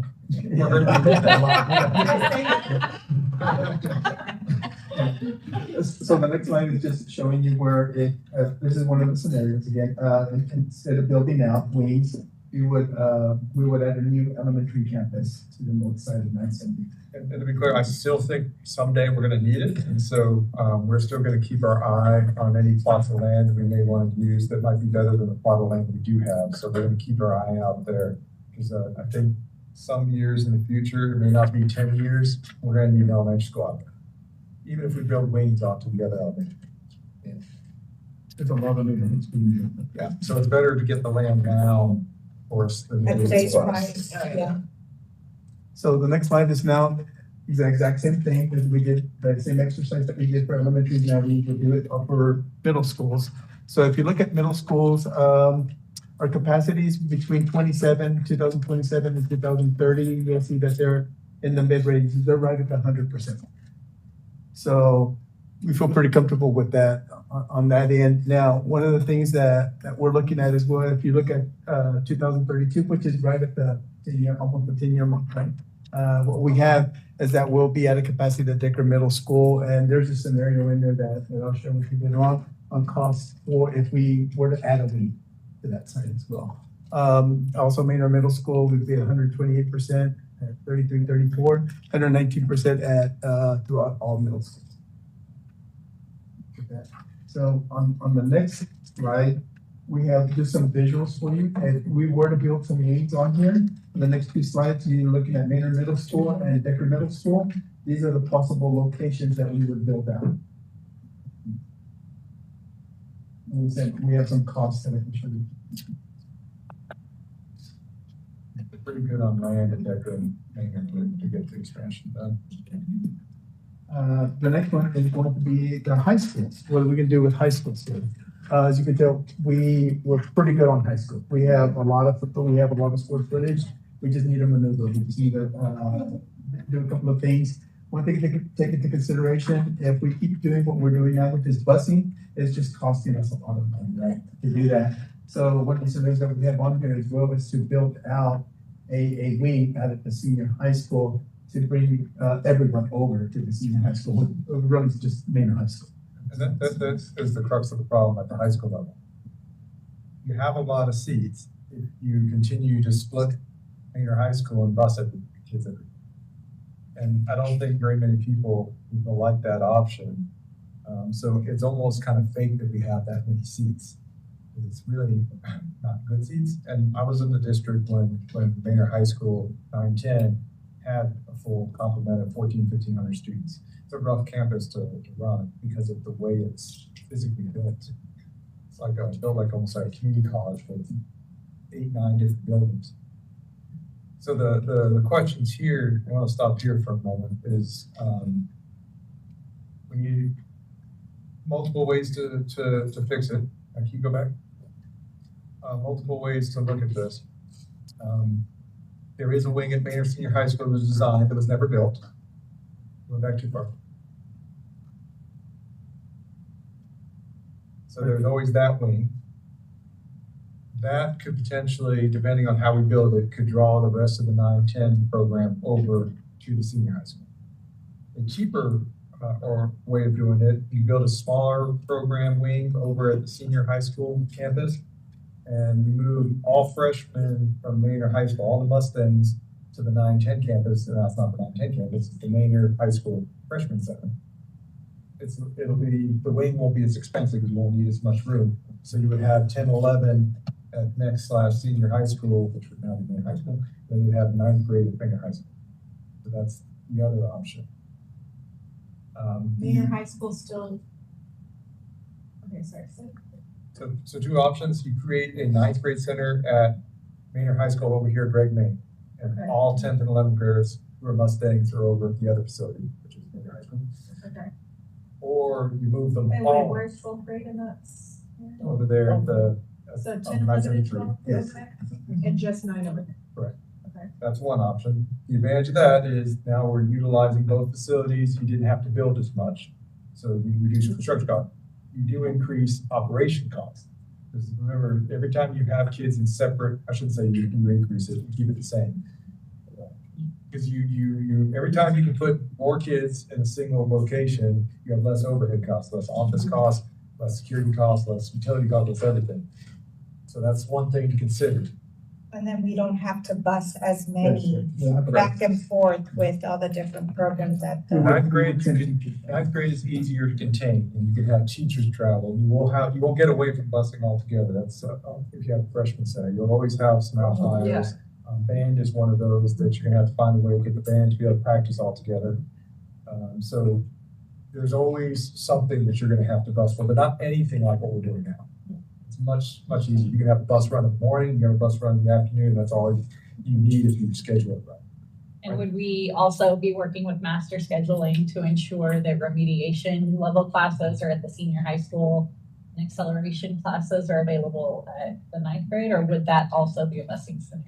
No, if you get a 9th grade and a 10, 12, I know how to schedule. You can get it so they're self-contained. Okay. Now, the question is, when we get to this point, because we're talking about years down the road, because this isn't going to be a tomorrow thing, it's, can we afford to staff it? I believe we will by that point, because we're going to have a balanced budget, and then we're going to be growing surplus because we're going to increase students. So I think we will be able to potentially staff it. Did you hear Dr. Sharmani? Yes. Yes. Heard Okay. that. Because we're gonna have a balanced budget. That's right. You just got the message. Okay. I'm good with that. If we were interested in just moving everybody to Manor Senior High School, what programs currently exist on the MHS campus that cannot be replicated at the senior high school, and how would that impact what we offer? That, I'm not sure that, I don't know the answer to that question because it's an architect question. I don't know how, if we design that wing, it's not going to be the same wing that was originally designed. It's going to need to be designed differently. And I don't know if the footprint is big enough to move. So in a perfect world, we'll pick up everything we need to move, whether it's health science, we really need to do auto tech bay anyways, and welding program. That would be fantastic. That would be the best case scenario. I don't know that that's going to fit. Like I said, that would be, I'd engage an architect to try to look at the site and see what we can get over there. Ag is usually, that's not unusual to have ag someplace else. That's really normal, because basically you've got to schedule ag so that at the beginning or the end of the day, And so the kids transport themselves, or there's a light fleet. Now, this is kind of bringing us back, like, I don't know, 50 slides or so, but Bring it back. but we had talked towards the beginning of this about educational specs and the idea of potentially making Manor High School as an entity a 5A versus a 6A. Would that be like, would that have to be dependent on us increasing capacity at New Tech High School? Probably. Okay, so if we're thinking about that process, Do that by. Like this, yeah, and that, and, yeah, and for safety, security too, I mean, that's. We create the ninth grade center. It keeps those. I don't understand. no, they're not separate, Yeah, it's one separate. campus. For UIL Even if purposes. we do a separate. Yeah, for UIL purposes. I know that game. I tried to draw NBA boundary, but they're not that. Don't figure that out. Yeah. We have to go to the UIA membership and. So this takes into effect that they're all separate right now, but they're all same, right? So for example, we have the high school, the senior high, urban college, and those are the three buildings. The next page here, the next slide, actually combining them together, and we would just have two high schools, right? It would just be Manor High School, and it would be Manor New Tech. Same numbers, we just combine them. Right. So we don't anticipate that we would need a third high school for another 10 years. We have, We've got capacity, okay. Just way down the road, in the back of your minds, Manor High School in 910, if we move everything over and empty that campus and we don't put anything but specialty programs there, that could be your third high school. And get students out of the way, I would keep that in mind and begin thinking about what needs to be renovated as to be a modern high school 10 years from now, whatever that. So that's just something I don't think that's something we got really talk deeply about now, but in the back of my mind, if we free enough space, then I think that's where it would be. We also have enough room to build a high school down by Blake Lane, or also past Blake Lane. So if we ever decide that's where the growth is and that's the appropriate place, again, we're talking 10, 15 years down the road. That was a good numbers of save administrative costs too.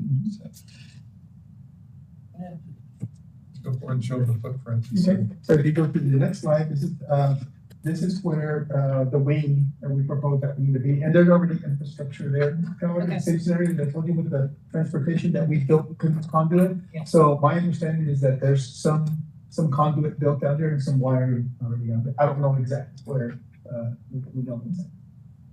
So this is what we're looking at. Next slide is just the, Manor New Tech, to expand or use facilities out there, we would have to get a designer, right, an architect, somebody to come and design and tell us how to use that footprint a little bit better, more efficient. There is absolutely, I don't think there's any question, we need to do more to secure this physical campus.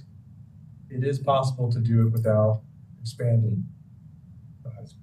It is, and so just to be transparent. But however, if we're definitely going to expand it, I would go ahead and enclose this while we're at it, because it makes sense. If we're going to renovate the last one, renovate it in the most safe and secure possible way.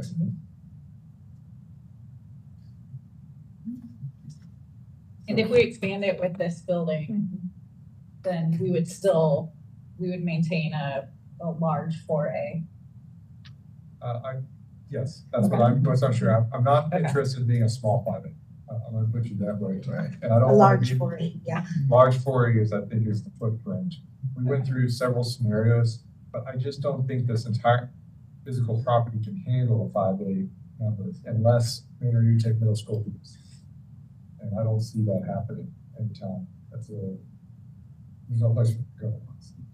So that's kind of just threw that out of the question. So we're back to a large 4A. Just so you know, I've been having discussions about what to do about first German, so that's going That was to gonna be my next question. be. Yeah. Yeah. Ms. Cortez and I have talked to different members of the city, just to see if this is even worth having a conversation, and they're great partners, so we've had some good discussions. like I said, it's way in the future, but, I didn't want to blindside them by even mentioning it if I hadn't talked to them first. And so, we got a couple more city council members that we're going to talk to about it. I think, they're open to that discussion. And so it is possible that we may make this one continuous building right here. And then maybe we connect this here, depending on what the architect tells, so that kids can walk through all these facilities without ever leaving. And nobody can get in. Make it secure, fence, whatever that looks like, all in one school. Mhm. One of the toughest things I think about is the architecture challenges. Well, the stadium is not built in a way that's gonna be easy to get to a large 4A stadium. So, but like I always tell them, that's the architect's problem. That's a future discussion. Well, and I've noticed with New Tech High School events, well, really with any events that are kind of housed in this area, parking always seems to be a problem. How would we consider addressing that? That's an architect's We look problem. at that. I want underground parking garage. I Yeah. thought that'd be fun. I mean, if you can handle underground, I know some schools that do have underground. Know that. I've never seen that. I have. Mr. Mendez, where, okay, so now I'm going to a whole different Okay, presentation. that's fine. Where's the shot put in this thing? Okay, so we were looking back here at this. Can you use the Okay. mouse to show us? Yeah. I don't know if you can see it.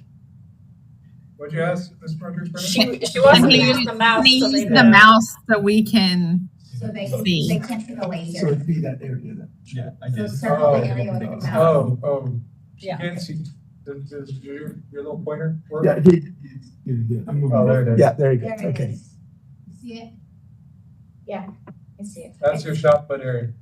So then, Okay, back behind the transportation and the visitor Yeah. side. so are we saying amphitheater, Yes, shot put, Correct. and discus? Parking Could lot. this be more parking? Yeah. Like Right. visitors parking for events? Parking for everything and anything. Okay. you'll see There that has to on be the a website. creative architect. Yeah, and we put some money in for that. We'll put that. Underground parking. No, not- well, we actually did put that one in there for that. That's more expensive. Yeah, Laura told me, I didn't realize this, but we own some of this land over here too. We sure do, that the old baseball field. Yep. And so Yes, Lord, was this used to be our old baseball softball field. Yeah. and even further back, this was the they were up there. Top left where the old, can you use your clicker again? No, they were, well, one of them was right where the middle school Well, is. this Yeah, is- that's what I'm saying. They were right here in this area because we went back and looked We at the own maps. this- Yeah, we own that land up there too. It goes all the way to, there's a drop off somewhere back there. So that's unused land right now. And Laura used to do bonfires back there. We did. That's it. Bonfire. I'm gonna start up the old tradition. Yeah, She's we're like, oh Let's no. talk that with the- I'm not even gonna ask. Okay. Give me a heads up. I'm trying to be nice with the fire department. She got all red, okay. So I'll take you to the next section. Yes, So please. we have Okay. two more sections to cover, right? So our next section is just the deferred maintenance and life cycle. So all that really is that everything that's going out, for example, if we have 100 HVAC units that go out all at the same time, we really don't have money on our M&O to account for that, right? Because what we're doing is that if one of them, a motor burns out, or we have to replace one or two motors here, we have to replace one or two HVAC. But when we have to replace 30 HVACs at the same time, we don't have money in our M&O side for that. And so we generally consider that to be deferred maintenance, right? We're deferring that for the next one. So we're looking at that. So I'll walk you through that here. So with facility conditions, we're also looking at, like I mentioned before when I started, is that we're looking at flooring, we're looking at HVAC, we're looking at roofs, we're looking at parking lots, we're just looking at aging of our facility. Next slide is our facility conditions. So we've actually mapped it out for the next 10 years. We have a backlog right now of everything that we need to catch up on, Right? If we say, hey, we need to fill all these potholes in, we need to do the roofs like we mentioned at Lake Manor or even the HVACs. So that's what we consider backlog. And so when we're looking at backlog, we're looking at about a little bit over, I don't know if this slide didn't have it. 34.2. Okay, 34.2 million for this, for the first year, or the first 3 years, 25, 26, 26, 27, taking combination would be 35 million. When we look at that, just a four. If we don't do anything that we needed to at the very end, there's another slide here. So wait, you said the current backlog is 3 years, or it would No, take 3 years? it would, no, it would be 2 years. If we're looking at the backlog plus another year fast forward, we would need about 34, 35 million dollars. Just on that. Okay, so next slide. So what we did is that we went back and we looked at, and I'll cover this on the next slide, but it's called Facility Condition Index. So I'm gonna put a dollar amount on the FCI for every campus. So we're looking at there, if you look at the second row there, Blue Bonnet Trail Elementary School, you look at the 24-25 school year, it says that it's gonna need about $10.2 million of either backlog, right, what we need to catch up on maintenance, or we also need, and then we would also need, if you go down that column, at Manor High School, it would be $5.4 million in there. You go to Manor Excel Academy, if we were gonna renovate, we would need another $5.4 million. Altogether, all of those numbers add up to that $35 million. Okay. So like with Lake Manor, it says 748,000. That's this current year's, not taking into account the roof. Not taking into account the roof. Do any of these other projections don't take into account something? When you look at age, right, for that, and so sometimes numbers sometimes might be, right, because when they look at the roof could have been 15 years old, but it's. Oh, I'm sorry, I just meant something else that's on this list that's taken out of. Oh, no. That would be the only thing That that would we be the saw only thing, previously, yeah. that's, okay, sorry, yes. Okay. So fast forward to the next slide. So this is the facility condition index. So I'll explain the facility condition index. So it is calculated by dividing the cost to repair or maintenance for that building by the cost to replace the building. So when we hit an FCI, we're looking at a score of anything about 30 and higher is really considered critical. And I'm going to show you like a little movie here real quick. I mean, it's all these slides, but I'm going to show you what that looks like fast forward with capacity or utilization and also with FCI scores. When you're looking at, again, I'm going to show you an example here, Blue Bonnet Trails. If you look at year 2031, 2032, we'll be at an FCI of 31%. So that is critical. That is real bad. That means that we need to hold it. Because it's costing us just enough just to maintain it as to it would, as if we would just rebuild it. So those are the numbers that we always look at, and there's dollar amounts that I had on the slide before that. And I just have to interject, Manor Excel Academy, remember there's multiple buildings, that's why it's lower percentage than the target needs to be built as. Just to be clear. It's already at the red. Part of it is that the red, they told me don't go in the room. Yeah. It says that bad. So when it comes to our lovely local coordinated table here, is there a recommendation, like obviously in a perfect world, we have all the money and we can just address things when they come up. But is there a recommendation of like when we get to like a pivotal, no, we really need to get this under control so it doesn't turn into a Blue Bonnet Trail in 2031 situation? Yes, so we have a matrix actually that I'm going to share with you here on the website that helps us make those decision points that we can say, hey, when we come up to this, because we're actually taking two different considerations. We're looking at utilization and we're also looking at FCIs. Okay. And we're going to correlate those two here.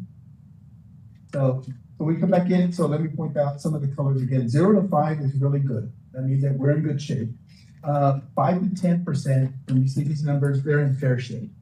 If we look from 10 to 30, they're in poor shape. Already at 10, start moving forward.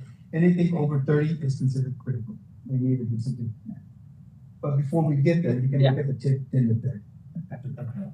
So next slide actually shows you an example. Remember I was talking to y'all about asset planner.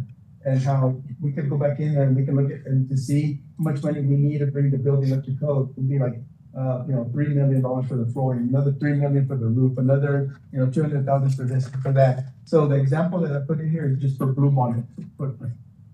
If you go to the 26 or 25, 26 school year, you'll notice that this is the money that we would need to bring in electrical service. It would need like $4 million for electrical services, and just for that one building. For Blue Bonnet. 4 million? Or how much it would cost for candles. Yeah. For what? Candles. Yeah. I have a question on that previous slide. Okay. Sorry, just backtracking. I know that some of the elementaries are the same outline, so why the different prices to replace that building if it's the same as the other building? It just depends on how much the deterioration of the things that we're looking for, and so Okay. we're Not looking. just the building itself, like to recreate the building. Yeah. As it stands. Yeah, Okay. exactly. So go back to we're at the matrix now. So this is what happens when, remember those numbers that I was telling you, 0 to 5, 5 to 10, 10 to 30, and then 30 and higher? That's what that really means. So when you look at all those, I'm going to show you in a graph here, it's a scattered graph. So it is going to pinpoint where we're actually at like an XY graph. And I'll show you our axis that we look at. So if it's in good condition, like if you go back to the previous slide, and if it's in good condition, these are the things that we're looking at doing with those two buildings, depending, but we're taking utilization into account. And so if it falls on this target to 80 to 100%, if it's below 80%, these are some of the things that we can do to get better utilization out of that building, right?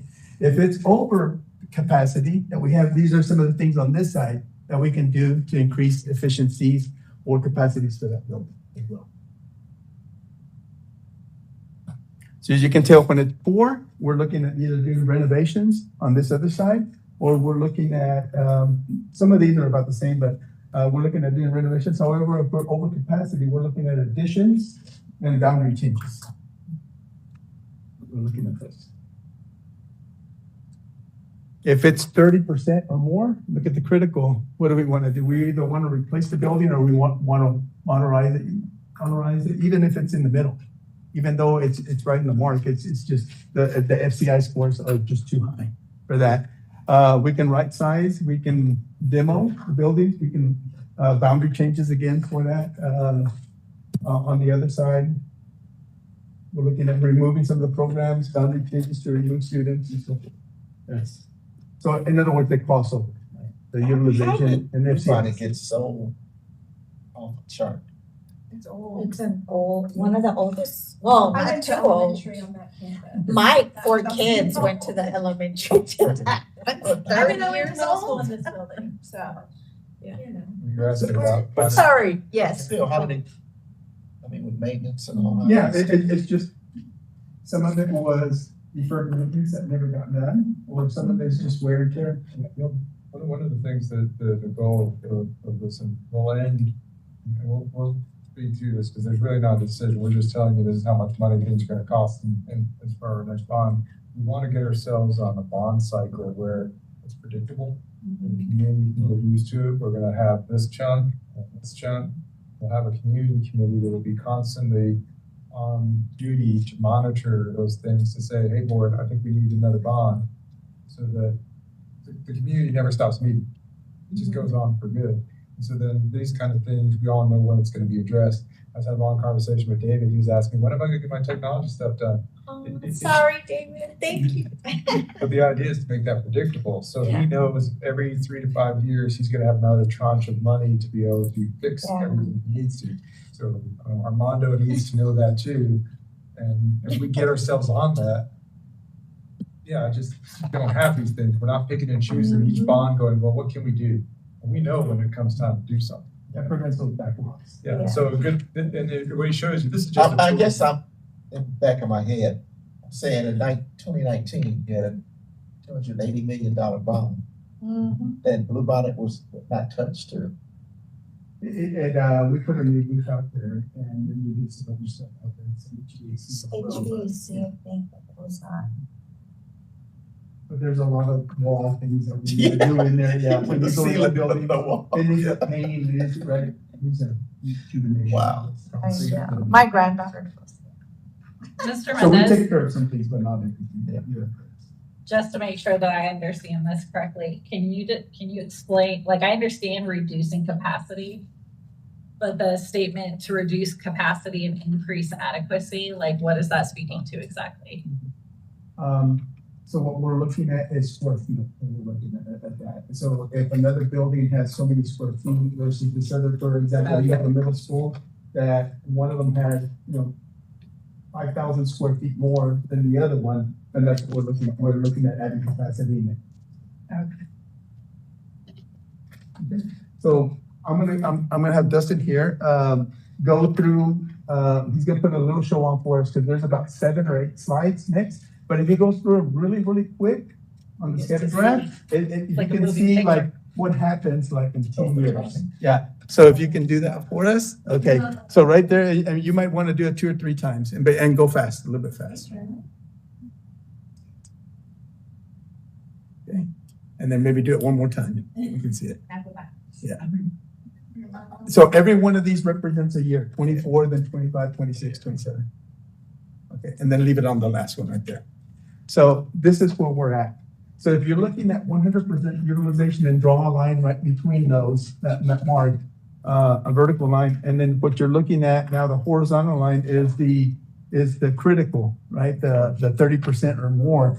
If you're looking at this line and that line, everything on this side is bad, right? Or I shouldn't say that. It's just challenging. So that assumes we can do nothing, but we're gonna do something. Yeah. Yeah. So, Yeah. And this is a forecast just of 10 years from now, which means that we're gonna be over capacity. Look at the bottom left, what it says, Lagos is what? It's not even there. It's not even there. Yeah, we lost Lagos. It's an outlier now. Yeah, I think we saw it maybe like 5 years ago. Yeah, from going to 10. And, John, I think for the interest of time, if we go to the baseline option. Okay, so You can take these with you. I know they're kind of small, but I'll send them to you electronically. It's just to give you an idea of what the cost of a lot of this might be, just to give you a ballpark number. And so that the bottom line number there is 480 million. There are a lot of ways to make that number less. For example, I think we have a new elementary school on here. I heard build wings, so we can pull that off. And so that number goes down. We want to give you the big number. That's the big number. To kind of give you an idea. And so now that we have this, This is the amount of all of them. it's a combination of deferred maintenance and build. I'm sorry, timeline wise, That's what we need over the next 10 years right now. Is what we think. Now, but when I say that, there are some things that you'll see we'll get to that are not included in that number. This is all the deferred maintenance and growth and right sizing that I suggest you could do. Yeah. And then there you'll see, like we didn't include buses. We know we're gonna have to replace buses. That's not on there. Right. This is meant electrical construction. There's some technology items that are on there. I didn't get you. So. they're not- So this is 480 million. What percentage of that, if y'all calculated, could be, question of the bond? the bond capacity. Bond capacity, I know. Well, one of the things, I want to look at it this way, and this is kind of what I was talking to Ms. Cortez about our current bonding capacity is $325 million. But here's what I want people to be thinking about this, and this is what I'm talking about, that cycle, right, that you want. You have a list of needs over 10 years and wants, and the community helps us prioritize and give you recommendations. Then you tell me what you want me to go accomplish in the next 3 to 5 years. That doesn't have to equate to the same number as your bonding capacity, especially in our community, because, and again, I'm open to whatever we end up doing, but if you authorize me to go fix 450 million stuff, but I only have 320 million I can do right away, that's great. But as soon as Samsung starts building on their fab plant, our INS and bonding capacity is going to shoot up.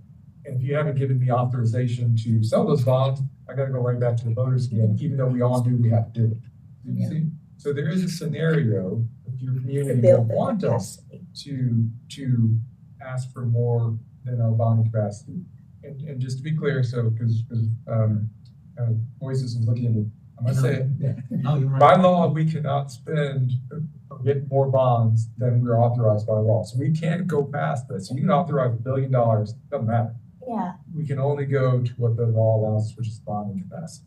so the bonding capacity with zero tax rate increase. It's 325 million. So, but if for whatever reason, because I know AISD did one, they had more needs, they increased, or was it the rate or TRS, something like that. Yeah, it was there, Yeah, the recapture. so without no tax rate increase, it's 325, correct? And plus, the projections are also estimating about between 18 and 19 billion in decreases in a period of 2 years. Okay. So, depending on the increase in property value, keep in mind that there is also tax compression, so the tax rate could increase. And then we have the application of Sampson, which is, but we can't use any of, I'm going That's somewhere good. else. That's getting into the future. Yeah. How long, with the bond capacity of 320, that is for the 10 years? That is for. It's a moving, Today, as if, like, if we were to go out for a bond this year, so currently, right now, as we stand, right? That's what It's a we're moving about. target. But if we said we went for a It $325 million bond, it would take care of almost 70% of these 10-year problems. And there's some things on here that overlap. we pull some stuff off based on feedback, like I said, like, we don't need, if y'all don't want me to do an elementary school It's on revenue there, thing, yeah. I would pull that one back and I would focus on costing out wings that.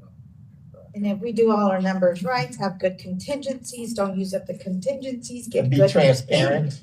Be transparent, get good interest rates, we'll be able to maybe do more after we finish all our promised projects or agreed on projects, So right? just to go over that spreadsheet, I'm gonna point out 2 columns here to pay attention to. So one of them, I will note that, if you look up there on the blue, it just says from 2029 to 30 school years. So that's really 5 years from now that we're looking at. So, but on the other end, when the other column that I'm gonna talk about is going all over the 10-year period. Okay. The first column here, which we're defining the deferred maintenance, we're looking at, $99 million that we would need to bring it with the backlog and everything that we would need, fast forward 5 years from now. So if you go back to one of those slides that I was showing you, remember that 32 million, that was just in the first year, the backlog in 1 year. So, but if you add the other 3 or 4 years that are to there, it'll come down to about $99 million, or right at $100 million. And this would be for all of those things that we pointed out as far as the dollars for the FCI scores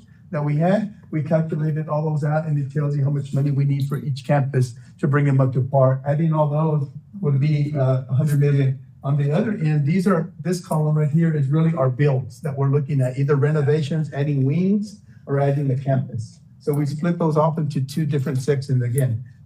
This one would take about $380 million if we were gonna build everything that we just talked about, all the scenarios put together, but there's some overlap on that, right? Like, do we build wings versus do we build a campus? So, but if we decide we're gonna build a campus, then we take the wings off. If we decide we're gonna build wings, then we take the campus off. So that number will go down as well.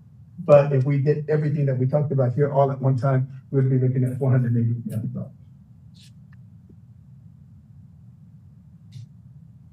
Why don't you show them the other needs that are being included, just so they're aware. So, if we go to baseline options. Oh, sorry. Other needs. Okay. So some of the things that we've been talking about as well, we've been talking about other needs as buses, student IDs, police radios, also student devices, everything else outside of the bond, right? Because the bond, we're looking at facilities, we're looking at deferred maintenance, but there's some things that get intertwined in the bond.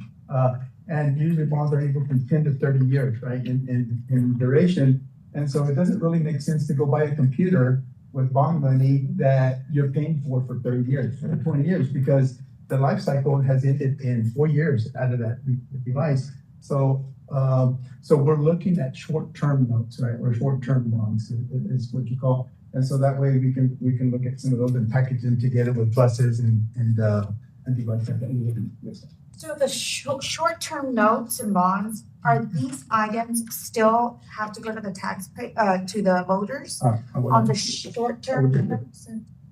Yeah, if you're paying them through, IMS, they do have to be approved by the voters. Okay. Because you would be taking on new debt. So would that be a different vote, or will that be included in the bonding capacity or whatever if we decide to move forward with the One bond? vote. One vote. So Okay. we would work with our financial advisor to carve off whatever, like $1 million to buy devices into small, Okay. short-term loans. Okay. And really, this is a way to address a need we have, the refresh need, especially in technology. Because technology turns over so quickly, but, since the legislature has been starving us for money, we're getting further and further behind on our device refresh. So this is a way to catch up. I would love to buy it all of it, but the state's not gonna drop money on us. We gotta find a way to do this somehow. So this is what he's talking about here. Same thing with buses. A bus is a little bit longer. but- And that's not calculated into that 480, so that would be on Okay. top of it. Last slide. So this is our community engagement. So this is what we're looking at as far as, But other things, I'm sorry, go back. Yes. But things like if the legislature allocates money specifically for safety and security, it would remind us that, right? So we're really not sure. Except that I have my doubts if they're gonna give us enough to even cover what we have. They'll probably do a tiny little. They're gonna give us something on safety and Little security, I grants, yeah. believe, but it's just not gonna be enough to make up for the cost of what we're required. But yes, you're right. If they ever suddenly came out and said, we're gonna pay for all your buses for you, that. Because there'd be a lot into it.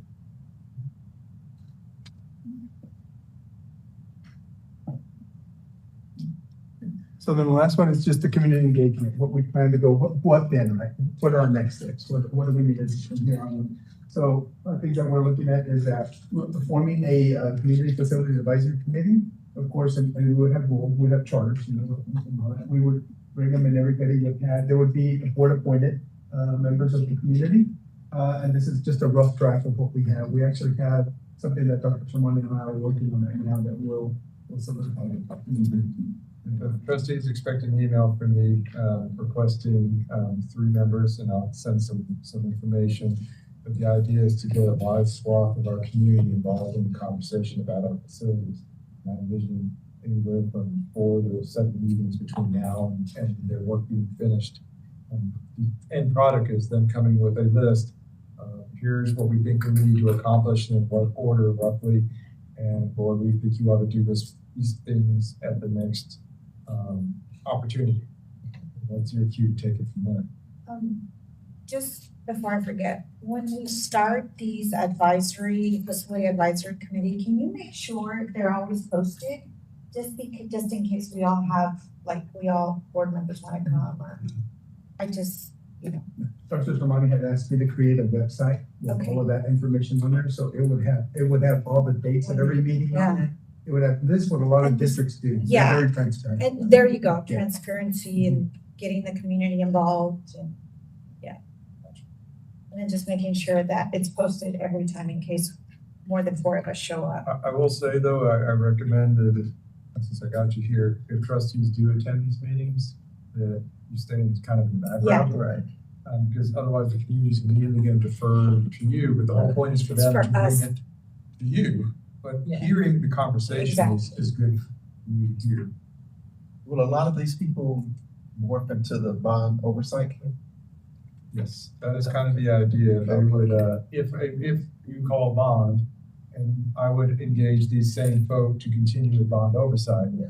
And then you fast forward 3 to 5 years in the future, they're gonna do another facilities assessment and review, update the facilities plan, and come back to you again and say, hey, I think we need to do this next in our bond. And So now you see the cycle. Yeah, and I think once we create this, if we, just have certain parameters around it, commitments, and if, say, certain committee members end up leaving the district, just be forward thinking and make sure we appoint or get somebody else.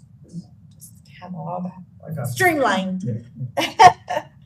So the next slide does show a timeline. I think y'all were asking for a timeline. Where are we at now? Where are we going? So if we go back and if if we're looking at maybe even, November call for this, then we would work backwards, right? And so right now, this is what's ongoing right now. It's a facility master planning process, which I shared some of the findings that we had. And then fast forward to March and May, we would get the committees going, like what Anna was talking about here, the advisory committee going. After that, we would, the board would actually process everything from the advisory committees that we shared with you, look through all that, they would accept edits and so forth. And then it would be up to the board, right? If you wanted to call, if you were ready for the right place to call the bond or not. After we do that, we go into communications mode, we're sharing that with the public is what we're doing. After that, then it would be your bond oversight committee for, and then you start the whole cycle all over again. So it's just a cycle, a life cycle. I'm walking away with two things, unless I heard wrong. I heard you'd rather expand and build and utilize what we have. That was kind of the beginning point for Mr. Mendez and I to start moving community forums forward. Of course, in our one-on-ones, we can always talk more detail on these things. Mr. Martinez? I have, do we have, if the bond is not approved, do we have a plan for the maintenance that has to be done? So how's the building? Well, the hard thing to say is there's not enough money to do it. We're gonna be going, what I would say is, if it breaks, then we'll fix it. If it's not broken, we're just gonna let it run until it dies. Because that's essentially what we'll be doing. We will continue, same thing with technology. We'll just run the technology until it actually goes kaput instead of trying to stay ahead of it. That's the alternative. Life cycle stuff. And a lot of this is your maintenance and operation budget. There's just not the money to keep up with it. So it happens. But I prefer to think that it won't happen because I think we were going in the right direction. And I think our community is going to recognize these needs.